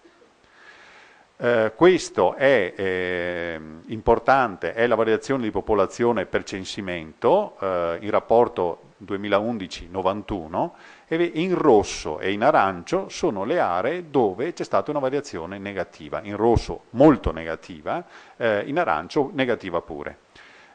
Come vedete la tendenza allo spopolamento è molto accentuata in certe aree, Comelico, l'Alto Agordino, alcune frange della provincia di Vicenza, sia all'est che all'ovest, la frangia intorno alla zona di Feltre, ma non Feltre naturalmente, la zona verso ovest, ecco. Insieme alla provincia di Rovigo e alla bassa provincia di Venezia. Quindi vedete che in queste aree ci sono dei problemi di popolazione evidenti. Questo è l'indice di vecchiaia. In scuro sono le aree in cui, i comuni in cui l'indice di vecchiaia è più alto, addirittura è sopra i 200 l'indice, quindi vedete che è una popolazione che invecchia e sono sostanzialmente le stesse aree che abbiamo visto prima con maggiore spopolamento, quindi spopolamento e invecchiamento. Questa è la lettura che vi dicevo prima delle aree interne. È una lettura che il nostro ufficio statistica ha contestato perché ci sono degli evidenti errori.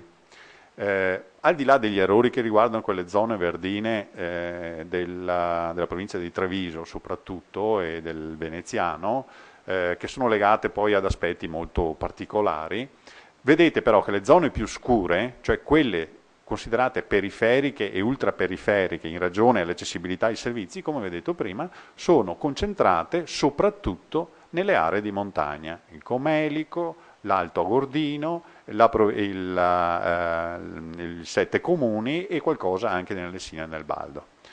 Questo conferma che anche da questo punto di vista una lettura delle aree interne, seppure non vastissime nel Veneto, per fortuna è una regione servita, e di questo dobbiamo essere contenti, non è un pregio avere aree verdi in questo caso, vedete che la lettura coincide ed è perfettamente coerente con quello che abbiamo detto prima.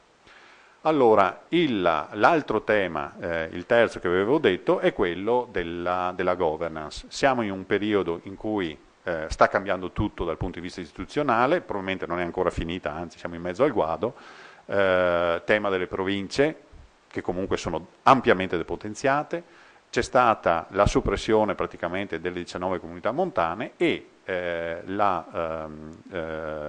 riordino delle funzioni Mancanaefe associative attraverso le due leggi regionali, la 18 e la 40. Attualmente unioni montane proprio riconosciute dalla regione ancora non ce ne sono, però è un processo che si dovrebbe chiudere nel 2014. Anche qua non potremo fare quindi riferimento a qualcosa nella programmazione più stretta, a qualcosa che c'è già, ma a qualcosa che è in itinere. Però insomma diciamo che il processo è avviato e quindi potremo probabilmente far tesoro di anche di questa nuova forma di aggregazione di nuove funzioni e di soggetti quindi in qualche maniera aggregati, i comuni. Questa è la cartografia per aree geografiche omogenee che vedete riprendere sostanzialmente le aree montane che erano i confini delle comunità montane, quindi riferimento ancora alla legge nazionale precedente. Come vedete parliamo sempre più o meno della stessa area, ma non sempre della stessa, quindi anche qua problemi diciamo, di identificazione di aree. Alcuni aspetti di tipo ambientale che sono già venuti fuori. Questi sono tratti dall'analisi, ovviamente qui non ci interessano sostanzialmente la puntualità e la correttezza dei numeri che comunque dovrebbero essere e sono corretti, quanto piuttosto evidenziare alcuni aspetti. È già stato detto, le zone a parco e di riserve naturali sono 57.000 ettari in montagna, di cui 10.266 in zona agricola, quindi c'è una componente di zona agricola dentro i parchi e riserve piuttosto importante, su un totale veneto di 93.000 ettari e 24.000 in maniera corrispondente. Quindi una zona, come è stato detto anche prima nell'intervento della Lipo, ambientalmente molto importante. È una zona ambientalmente ancora più importante per quanto riguarda Natura 2000, i SIC, i siti di importanza comunitaria e zone di protezione speciale, perché su 244.000 ettari, 34.000, cioè ci sono 244.000 ettari, di cui 34.000 in zona agricola come coltivate, insomma, quindi dove si esercita attività agricola in montagna, rispetto a un totale veneto di 403.000 ettari e 69.000 ettari. Di questi 403.000 molto è laguna, insomma, quindi cerchiamo anche di capire, sono superfici assolutamente molto importanti. La montagna è sostanzialmente prato, pascolo e foreste, qui vedete i numeri, il 90% della superficie è a prato pascolo, qui i dati tra i censimenti e Istat e invece la restituzione che ci dà la carta di copertura del suolo del 2007 danno dati diversi, ma l'importante, come vi ho detto, è cogliere, diciamo così, l'essenzialità. Quindi parliamo di prati pascoli e naturalmente di foreste. Questa è l'estensione, tanto per dirvi, delle zone Natura 2000, come vedete, insomma, sono concentrate nelle zone montane e i parchi e riserve naturali, anche qua la fetta molto importante è, questi parliamo di parchi nazionali, regionali, di riserve naturali, la fetta più importante è appunto in montagna. Montagna e agricoltura. Montagna e agricoltura, come abbiamo detto, la SAU montana, secondo l'ultimo censimento, è di 86.000 ettari, diminuita di 22.000 ettari rispetto al 1990. Quindi una diminuzione veramente importante, perché parliamo insomma di oltre il 20%. Sulla base dell'ultimo censimento del 2010 ci sono 12.700 aziende agricole, e anche qua abbiamo, oltre che a una riduzione di superficie agricola, dovuta probabilmente, anzi per la maggior parte sicuramente all'avanzamento del bosco, c'è una riduzione enorme del numero di aziende, che è diminuito del 50%. Nella montagna veneta, oltre a questo, c'è un problema di frammentazione che è comune a tutto il Veneto, ma che qui è molto accentuato perché il 71% delle aziende agricole ha una dimensione inferiore ai 5 ettari. Tenete conto poi che, rapportando alla produttività, è ovvio che 5 ettari di seminativo produttivo in pianura hanno un senso, 5 ettari di prato pascolo in montagna ne hanno completamente un altro. Quindi il fatto che il 71% sia sotto i 5 ettari, insomma, è ben chiaro insomma, cosa vuole dire. Cioè ci sono molte aziende marginalissime. Nel 2010 c'erano 5.588 aziende con allevamento, pari al 43% delle aziende agricole in zona di montagna, con un calo del 35% praticamente rispetto alla rilevazione precedente. Quindi un'agricoltura che retrocede. PSR in montagna 2007-2013 e qui andiamo a vedere come abbiamo programmato nel 2007-2013 lo sviluppo rurale, agricolo e rurale nella zona montane. Ho tirato giù alcuni numeri, mi sono dimenticato del leader, deve essere proprio una cosa gravissima, ma me lo ricordo abbastanza bene qual è l'importo. Allora, in montagna abbiamo il 49% delle domande finanziate, pari rispettivamente a 27.155 domande. Tenete conto che sulle domande finanziate incide molto la ripetitività dell'indennità compensativa, però è un numero molto importante se ricordiamo il dato delle 12.000 aziende della montagna rispetto alle 119.000 di tutto il Veneto, che è il dato del censimento, quindi poco più un 13-14% di aziende agricole in montagna ha presentato però il 49% delle domande finanziate. In montagna è andato il 36% delle risorse. Qui ovviamente, come diceva anche la dottoressa Lazzaro, c'è il discorso che il 10% è un'indennità compensativa, ma c'è un altro 26% che è abbastanza importante, che è andato alle aziende di montagna in un'altra maniera. L'indennità compensativa ha 3.368 beneficiari. Attualmente sono stati pagati, concessi 78 milioni di euro, arriveremo a 100 a fine programmazione. L'insediamento di 490 giovani in montagna, quindi quasi 500 giovani, con 13 milioni e 393 mila euro di premio, quindi qua parliamo solo della componente dei 30.000 euro. L'ammodernamento delle aziende agricole ha riguardato 1.257, rapportiamo sempre le 1.257 che sono un decimo praticamente delle aziende agricole della montagna, di cui però vi ricordo il 71% ha meno di 5 ettari. Quindi siamo andati a incidere su tantissime aziende con la misura di ammodernamento, la 121, con 90 milioni di euro pagati, cioè concessi. Anche qua 90 milioni di euro vuol dire il 9% circa del programma complessivo di sviluppo rurale. Gli interventi forestali, io ho preso una misura, 122, che era quella sui miglioramenti boschivi e sulle piccole attrezzature per il taglio, e le strade e anche le strade forestali, diciamo così, quelle aziendali, 452 domande finanziate per 17 milioni e mezzo di euro, interventi agroindustriali a misura 123, qui abbiamo messo e forestali, qui c'era dentro sia la componente agroalimentare che la componente di trasformazione del legno, 140 domande finanziate per 27 milioni e mezzo di euro. Dicevo, ho dimenticato il leader, deve essere così, non so, subliminale sta roba. Con leader, nei 4 GAL che hanno zona montana praticamente, è solo zona montana, quasi esclusivamente zona montana, abbiamo circa 37 milioni di euro. Ci sarebbe da aggiungere il GAL di Treviso, che ha una componente parziale in zona montana, e anche qui sono circa 6 milioni di euro, se non ricordo male, questo importo. Quindi parliamo di una destinazione alle aree di montagna, perché i GAL lavorano ovviamente solo nelle loro zone, di altri oltre 40 milioni di euro. Quindi anche quello va per azioni, diversificazione, animazione, sviluppo locale, eccetera, eccetera. Allora,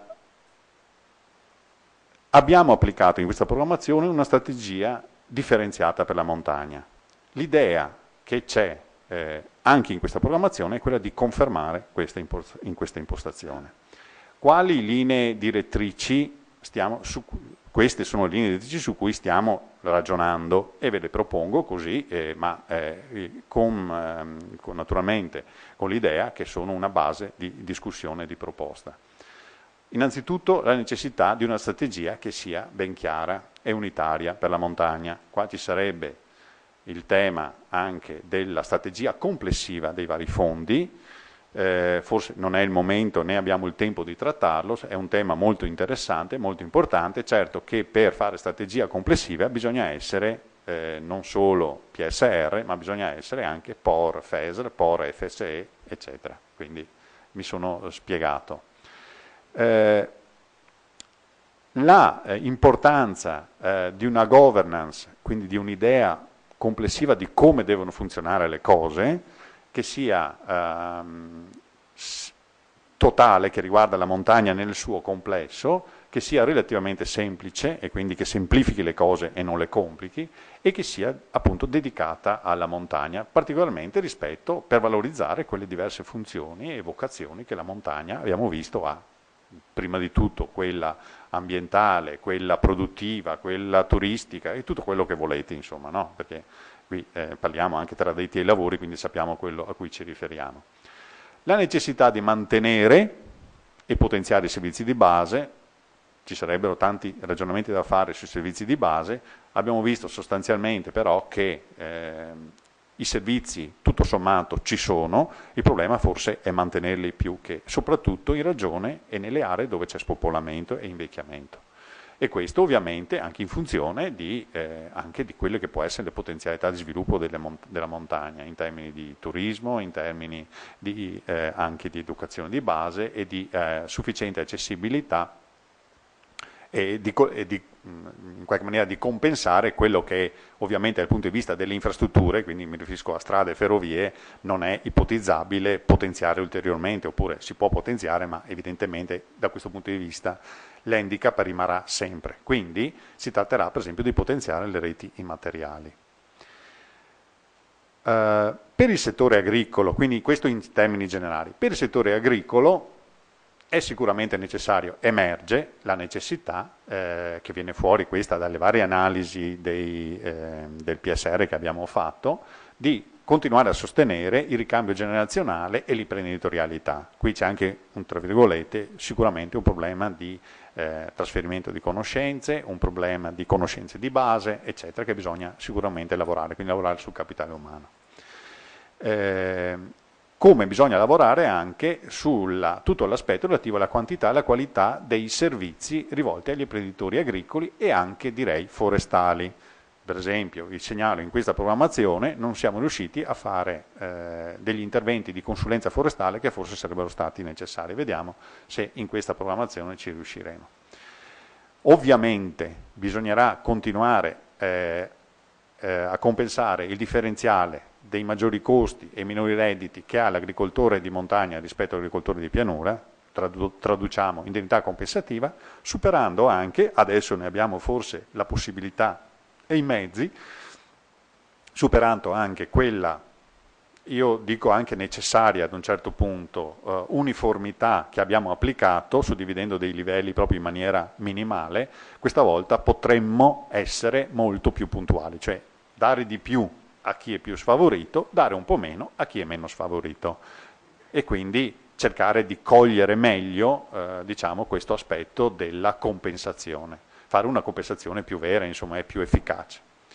Gli interventi sulle aziende agricole sono necessari, indubbiamente. Abbiamo visto che c'è un potenziale che è stato sviluppato molto importante in questa programmazione. Bisognerà continuare a sostenere questo differenziale, perché tanto più si va anche qui, come dappertutto, a una riduzione degli addetti, tanto più bisogna sostenere la meccanizzazione, sostenere anche delle strutture che siano effettivamente congrue. Ci sono tutti aspetti relativi per esempio alla lavorazione dei prodotti che ovviamente hanno necessità igienico-sanitarie di un certo tipo. Parliamo di prodotti di grande qualità, quindi anche esigenze dal punto di vista della salubrità importanti, quindi bisogna intervenire su questo come sulla attività di diversificazione, soprattutto in un'ottica di valorizzazione della multifunzionalità, perché di agricoltura spesso in montagna non si riesce a vivere solo di quella.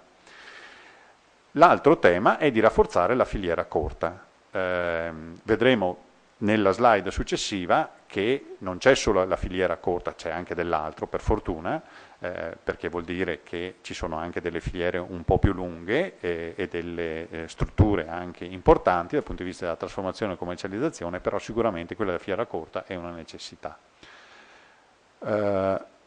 Da questo punto di vista, soprattutto per il settore non agricolo, e qui intendo quello che viene dopo l'azienda agricola, quindi anche l'agroindustria, ma parlo anche delle filiere del legno, per esempio, bisogna continuare a conservare e legare strettamente il prodotto con il consumo e comunque ragionare in termini di filiera. Quindi potenziare le filiere e i meccanismi di filiera. Questo è obbligatorio dal punto di vista del regolamento per quanto riguarda la priorità 3, perché l'organizzazione e l'associazione dei produttori è fondamentale, ma tanto più in montagna è necessario che riusciamo a legare per esempio turismo e territorio, turismo e agricoltura di montagna legata ai suoi prodotti, e lo stesso anche in tutto il campo della valorizzazione dei beni naturali, ambientali e culturali della montagna, per quello che il PSR può fare in questo ambito. Naturalmente importantissimo è il discorso della manutenzione del territorio, che è fondamentale per poter continuare ad abitare in montagna ed esercitare l'attività agricola in montagna. Quindi interventi di questo tipo legati alla salvaguardia e poi tutti i problemi idrogeologici eccetera, frane e quant'altro, è naturalmente un compito che questa manutenzione territoriale già l'accordo di partenariato lo indirizza di più verso il FEASR, e quindi è anche doveroso porre mano diciamo, a questo tipo di interventi.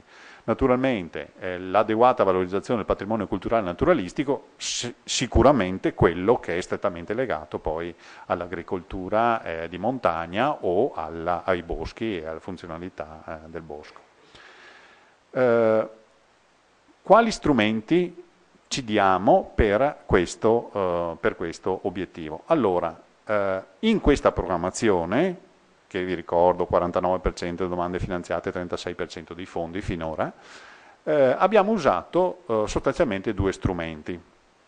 Abbiamo usato la riserva di fondi nei bandi, oppure l'accentuazione tramite delle priorità o delle preferenzialità. Con questi due strumenti noi abbiamo sostanzialmente governato, diciamo così, e indirizzato le risorse verso la montagna veneta e verso gli operatori della montagna veneta, in una maniera che, appunto, rapportata al peso diciamo così, numerico in termini delle aziende agricole, delle imprese di trasformazione e dei soggetti anche del legno, eccetera, eccetera, ha premiato molto la montagna, insomma, rispetto sicuramente a tutte le altre regioni italiane, se non quelle che ovviamente sono fatte solo di zone montane. Il regolamento ci dà una chance in più, che è quella di ragionare in termini di sottoprogrammi tematici. Le aree montane sono una delle opzioni possibili. Il sottoprogramma montagna vorrebbe dire creare sostanzialmente, vabbè, qui ci sono i considerando, creare una riserva di fondi per la montagna e all'interno di questo sottoprogramma mettere tutte le risorse che vogliamo destinare alla montagna, quindi creare un plafond sostanzialmente separato. I sottoprogrammi tematici possono essere tanti.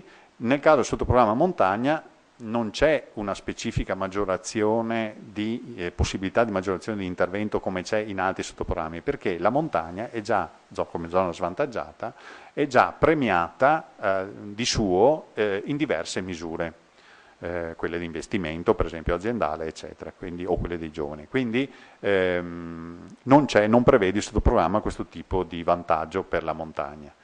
Il contenuto, come deve essere fatto un sottoprogramma, ci deve essere un'analisi specifica, ci devono essere degli obiettivi specifici e si rifà tutto il percorso che abbiamo visto finora del PSR, si ripropone un piano di indicatori specifico e distinto e quindi target specifici, eccetera, in cui per ciascuna misura vado a dire cosa faccio e come lo faccio. Quindi è un piccolo sottopiano, ecco, no? Sottoprogramma, proprio un pianetto all'interno del piano. Ci deve essere l'autorità di gestione dovrebbe disegnare, qui mette può, però effettivamente è opportuno ci sia, quel può vuol dire è opportuno ci sia, un organismo intermedio, quindi un ente locale, un gruppo di azione locale, un'organizzazione non governativa, qualcuno insomma che gestisce questo sottoprogramma. Questo sottoprogramma, come il programma, il PSR, è ovviamente sottoposto a delle verifiche annuali, continuative in realtà, ma comunque a una relazione annuale, e in cui si dimostrano tutti i progressi che ci sono stati. La valutazione che stiamo operando su strategia e governance nei sottoprogrammi. Allora, i vantaggi. Una volta definito il budget, quel budget è riservato, questo è evidente, no? C'è una maggiore trasparenza della politica, sicuramente, perché se destino quelle risorse alla montagna e faccio quelle misure e individuo puntualmente cosa vado a fare, è chiaro che ho una maggiore visibilità sia nella programmazione sia dopo nell'avanzamento, no? Visibilità della strategia, anche questo è pacifico. Si garantisce un'unitarietà nella gestione, perché è chiaro che facendo delle gestioni, diciamo così, separate, non posso garantire quella stessa uniformità che garantisco invece con un sottoprogramma. Ci sono delle nuvolette. Allora le nuvolette quali sono? Beh, innanzitutto non l'abbiamo vista dall'inizio, cioè dovrei andare a definire chi è montagna. Questo è abbastanza rilevante se voi pensate che l'applicazione che noi abbiamo fatto è, in un caso avevamo una montagna geografica, quella delle zone svantaggiate, in cui per esempio applichiamo l'indennità compensativa, che non corrisponde alla zona rurale in cui per esempio su quello abbiamo parametrato sostanzialmente i GAL, su quelli abbiamo parametrato su questa zona rurale anche a tutta un'altra serie di interventi, diversificazione, eccetera, eccetera. Ci sarebbe anche l'altra delimitazione che è quella regionale, quindi decidere qual è montagna e quindi il plafond, come destinarlo e le azioni che si fanno dentro, che non possono essere replicate ovviamente dal programma regionale, non è proprio indifferente. Quindi anche qua c'è una decisione molto importante da prendere. Se si delimita è chiaro che c'è chi è dentro e c'è chi è fuori. Ovviamente ci sono dei problemi di governance, nel senso che non esiste un soggetto predefinito, insomma, che ha queste capacità e questa competenza, bisognerebbe crearlo ex novo, perché all'interno dell'autorità di gestione in questo momento non c'è una struttura che possa fare questa attività, però voglio dire, questo è forse un problema minore. Comunque la competenza, se non altro, è facile individuare qualcuno, ma c'è anche un discorso di competenza e di capacità, perché questo è un piccolo PSR, come abbiamo detto. Poi ci sono tutta una serie di problemi di programmazione, di interazione tra i soggetti e quelli che fanno gestione, e una moltiplicazione di livelli, quindi PSR, sottoprogramma, IGAL, perché sicuramente è una zona rurale, quindi probabilmente dovendo fare anche il 5% di sviluppo locale, minimo il 5%, ci saranno dei GAL in quelle aree, quindi abbiamo una moltiplicazione di livelli e quindi di centri decisionali, quindi di rendicontazioni, e quindi di rapporti, e questo complica molto. A fronte però di una governance che è sostanzialmente a livello regionale articolata in livelli regionali, provinciale ormai possiamo tirarla via, e locale, quindi c'è un po' un disegno un po' anomalo rispetto a quello che è la governance regionale in questo momento. Ovviamente bisogna potenziare tutti i sistemi di programmazione, gestione, monitoraggio e valutazione, perché bisogna fare questi sistemi in maniera specifica, non che adesso non vengano fatti, però sono all'interno di un unico sistema, quindi anche la gestione porta tutta una serie di altri problemi. E poi ci sono introduzioni di elementi di rigidità, naturalmente, rispetto sia ai rapporti tra le diverse aree, montagna, non montagna, pensiamo quindi alle problematiche che possono sorgere o nelle aree di confine o quando un soggetto è contemporaneamente presente da una parte e dall'altra. E quindi tutti i rapporti, poi la complicazione dei rapporti nell'interazione tra i soggetti, perché ovviamente ci possono essere, pensiamo alle filiere, vorrebbe dire poter fare determinate una cosa da una parte e dall'altra, c'è pone sempre il problema di quello che è fuori ma che appartiene a quella filiera, quindi sono problemi di questo tipo e quindi c'è tutta una serie di valutazioni da fare. Allora, rispetto a questo, io credo che questo sia un tema su cui c'è bisogno di ulteriore riflessione. Da questo punto di vista ringrazio, lo voglio dire, alcuni di questi dati, informazioni, le ho trovate già belle, pronte, digerite e scritte nelle analisi, altre le ho trovate in un lavoro che stanno portando avanti meritoriamente UNCEM e i GAL della zona montana insieme con tutto un insieme di altri soggetti del partenariato delle zone di montagna. Questo lavoro mi è stato fatto vedere e ho tirato giù alcuni dati che erano già appunto disponibili, non che non ce l'avessimo, ma mi ha semplificato parecchio il lavoro. Quindi voglio dire, questo ringrazio per questi apporti sia degli analisti sia questo gruppo della Montagna Veneta, è un tema secondo me da consultazione e quindi cercheremo anche di proporlo nella maniera più opportuna o comunque di dedicare all'interno della definizione della strategia un approfondimento rispetto a questo, anche per chiedere un vostro contributo su tutte le questioni di cui ho parlato.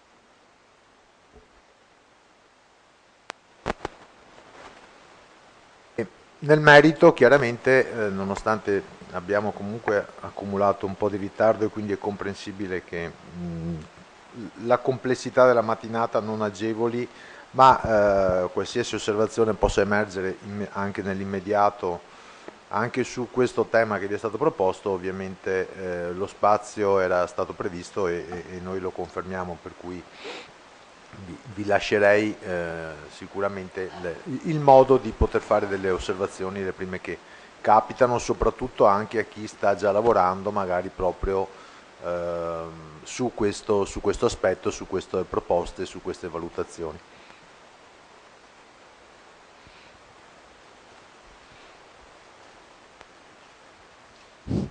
Grazie, sono Orazio Andric della Federazione dei Dottori Agronomi e Forestali e presidente di Belluno, quindi ho in mente la montagna. Ovviamente da tutto quello che è scaturito un intervento non potrebbe essere che ancora brevi cenni sui massimi sistemi, tanto vasta è la questione, quindi cercherò di selezionare. Allora, piccola agricoltura di montagna, c'è con l'approvazione del 20 novembre da parte del Parlamento europeo del programma di sviluppo rurale, l'articolo 20, una questione che riguarda le piccole aziende agricole e che non so se è passata poco osservata, d'altra parte è stata approvata da poco, ma può essere, anzi è importante per le zone montane, soprattutto in certe zone montane, e potrebbe recuperare un pochino il regresso che è stato sottolineato nello spazio dell'agricoltura. Piccole aziende agricole, non è ancora del tutto definita, aiuti fino a 15.000 euro. E potrebbe essere importante, si sa che a Belluno ci sono questi significativi interventi sull'orzo, sul mais poncio, sulle patate, eccetera, c'è fermento legato a qualità dei prodotti però anche alla necessità di lavoro e recuperare alcuni spazi. Quindi questo credo che vada molto bene per la priorità 4 e 5, ma interseca anche altre priorità. Quindi è da porre all'attenzione, non deve essere concorrenziale con le grandi aziende, cioè con le aziende attualmente dedicate soprattutto alla produzione di prodotti lattiero-caseari, però può essere integrativa e può essere importante. Un altro punto, la manutenzione del territorio legata alla stabilità idrogeologica. È molto importante, non dobbiamo aspettare un'altra Sardegna, eccetera, per buttarci la cenere sul capo. Sabato prossimo a Cortina c'è un convegno su questo argomento e questo piano capita a fagiolo, è menzionato il tema, c'è un problema di coordinamenti, possiamo chiamare anche di governance, perché un tema di questo genere non vuol dire soltanto briglie, cunettoni, vasche d'espansione, eccetera, e non vuol dire neanche soltanto strutturazione di soprassuoli, assorbimento, eccetera. Però è un discorso generale che investe dalla giunta regionale che ha a carico questo problema fino all'ultimo cittadino di montagna che con un piccone può pulire una delle canalette. E credo che proprio questo tema, sia governance che interventi concreti, vada molto bene con la discussione in corso.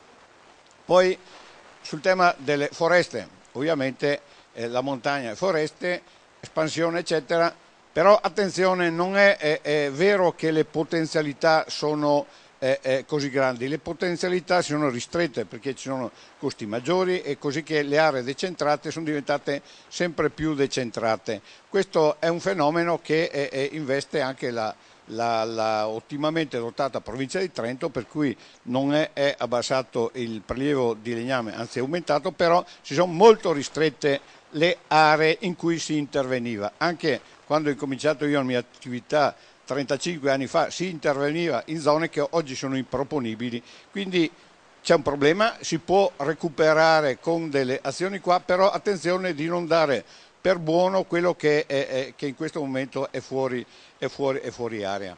Ecco, quindi molto bene tutto questo intervento, questa discussione. Molti dettagli saranno importanti in alcune zone, per esempio la consulenza del settore forestale, poter tramite l'aiuto alle martellate di sintetizzare tutta una serie di obiettivi, benefici che possono essere riconfigurati anche verbalmente con le parole di questo piano di sviluppo rurale, con un'assistenza tecnica, con una consulenza. Altri dettagli per la montagna, per esempio in alcune zone gli ungulati, quindi recinzioni, comportano anche problemi urbanistici, ma sicuramente non si può richiamare un'agricoltura dove tutto quello che c'è viene mangiato da quelle belle bestie che sono amiche dell'uomo ma molto meno degli agricoltori.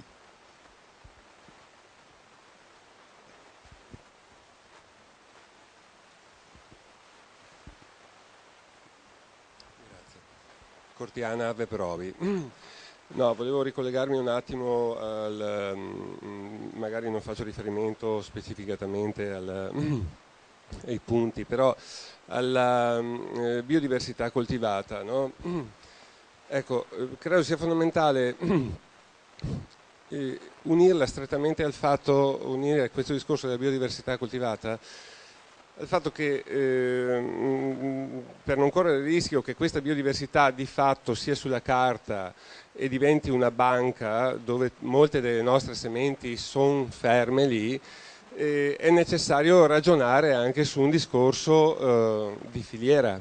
Già avviene questo, molte aziende qua nel Veneto stanno lavorando con prodotti, con colture recuperate, il mais marano, il mais poncio, l'orzo, alcune varietà antiche di grano, però il problema più grosso è legato alla filiera, al discorso della piccola filiera. Molte di queste aziende sono biologiche e quando si parla di prodotti tipici, quando si parla di recupero di varietà che geneticamente presenti nel nostro territorio, parliamo di filiere piccole e molto spesso queste filiere piccole sono sempre state ignorate, perfettamente ignorate, e non hanno mai trovato nessuna forma di finanziamento e quindi nessuna forma di sostegno. Se non si ragiona in quest'ottica qua, non ha neanche senso ragionare sulla diversità anche dal punto di vista genetico, perché altrimenti rimane un bel quadretto, una bella banca seme messa lì. L'altro aspetto secondo me è di tenere in considerazione quegli enti che di fatto hanno lavorato e presenti nel nostro territorio e che hanno fatto una conservazione ex situ ma molto importante, lo Strampelli, l'Istituto di Frutticoltura. Noi abbiamo lavorato molto anche con Veneto Agricoltura, sulle orticole, sui sovesci e così via.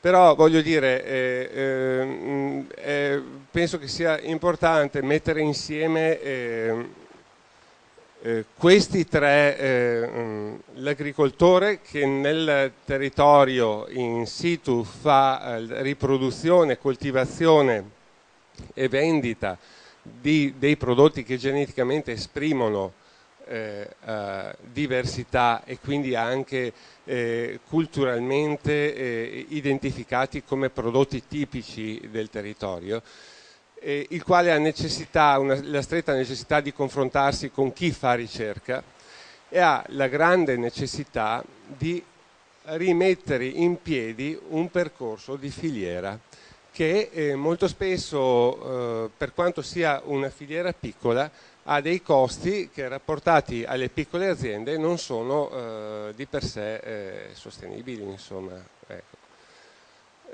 L'altra cosa, velocissimamente, agricoltura biologica da sempre è legata anche al discorso dei nitrati e del mantenimento della fertilità e della gestione della fertilità. Da sempre noi l'abbiamo fatto ragionando e partendo diciamo, dal ragionamento che la fertilità non è come dire, non vuol dire portare input chimici e fertilizzanti chimici, ma è sostanzialmente gestirla, una gestione attraverso il giro di colture che in qualche maniera garantisca questo. Però l'utilizzo dei sovesci, il fare rotazione, a volte sono dei costi che non sono mai stati riconosciuti. Noi li abbiamo sempre sostenuti perché siamo convinti che la gestione della fertilità passa attraverso questo sistema agronomico, questo metodo agronomico, ma non sono mai stati riconosciuti. Per noi sono costi e basta. Non sono mai stati riconosciuti neanche dal sistema di contributi da parte del PSR passato, in quanto ha sempre considerato che il prodotto biologico, avendo un surplus di costo al momento della vendita, già questo basta. Non è vero. Questo non è perfettamente vero. Il costo di gestione della fertilità è molto più alto rispetto a quel 30% riconosciuto sul mercato. Di questo dovete tenerne conto. Ecco, chiudo qua perché poi magari... Grazie.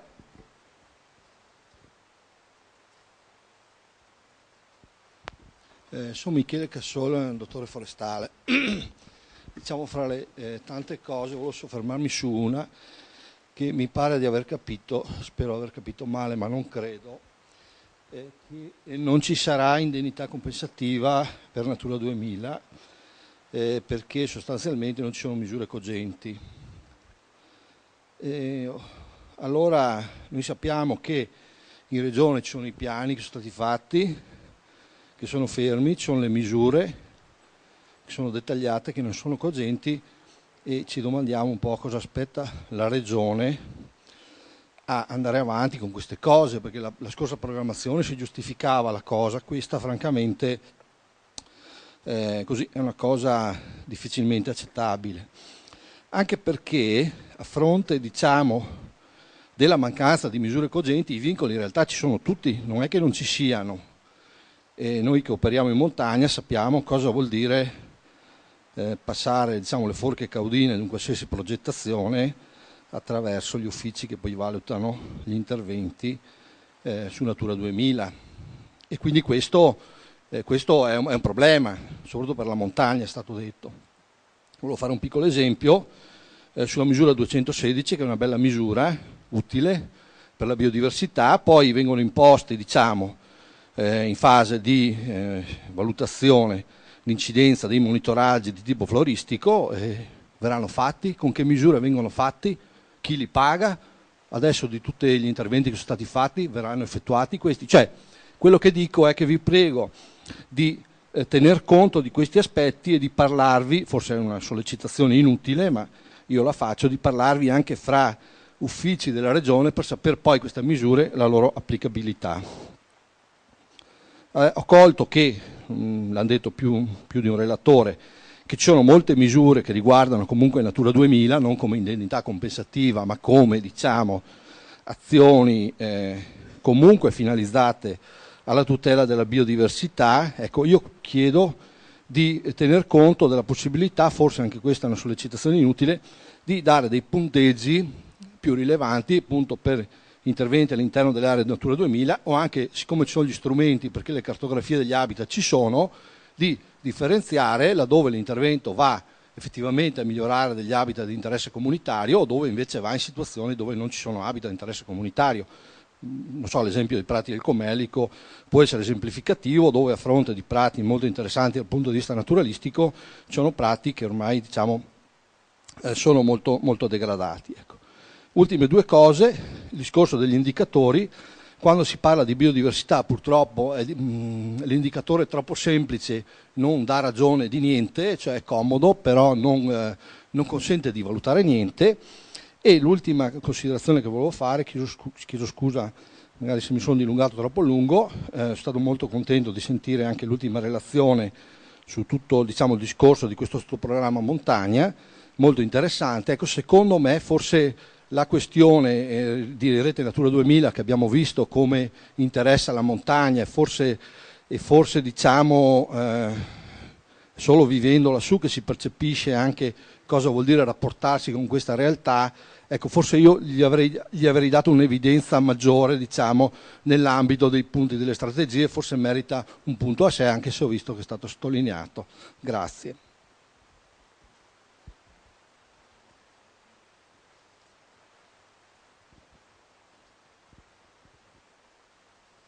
Sì, buongiorno, Dino Panozzo da Altopiano di Asiago.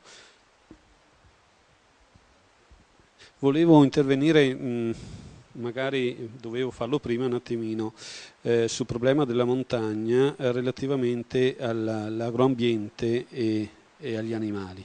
Agroambiente, io che ho vissuto fin dall'inizio gli aiuti agroambientali in montagna, credo sia un fattore assolutamente da mantenere, in quanto ha permesso alle aziende agricole che operano in montagna con quel contributo che ricevono, di non usare più sostanze chimiche.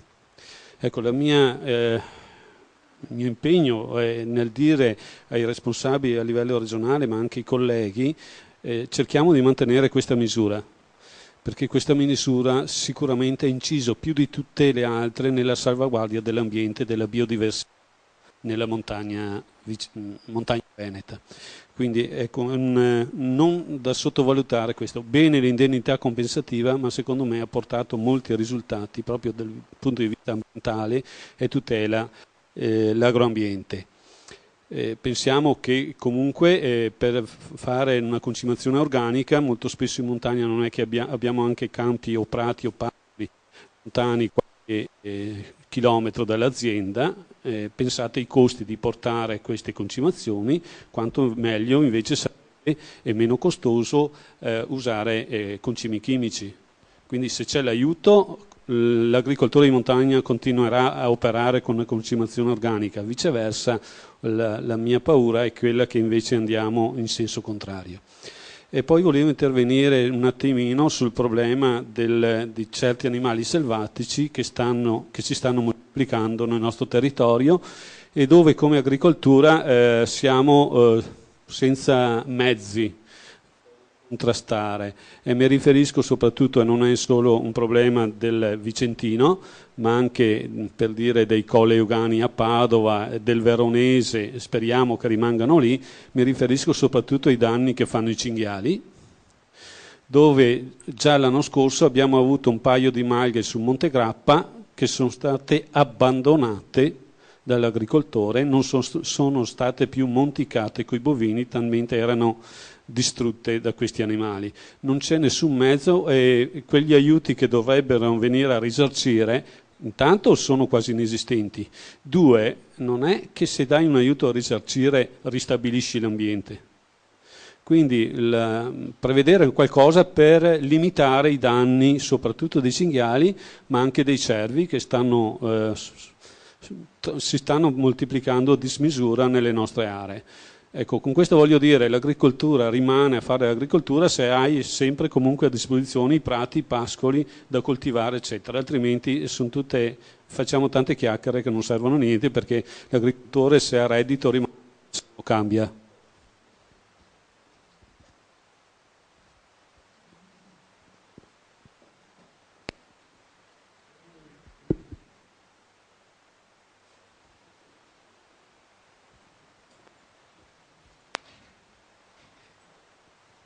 Beh, sicuramente utili anche queste considerazioni, per quanto non ci siano ovviamente ignote anche a prescindere dalla segnalazione di oggi, e sono tutte ovviamente oggetto di valutazione, però in questo puzzle che come potete vedere è molto, molto ampio.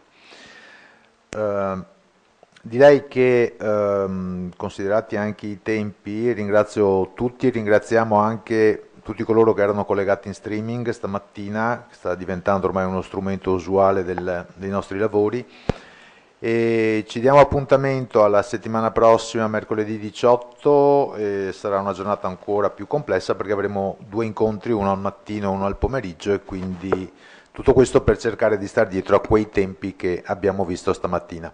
Grazie a tutti, grazie ancora e arrivederci alla prossima settimana.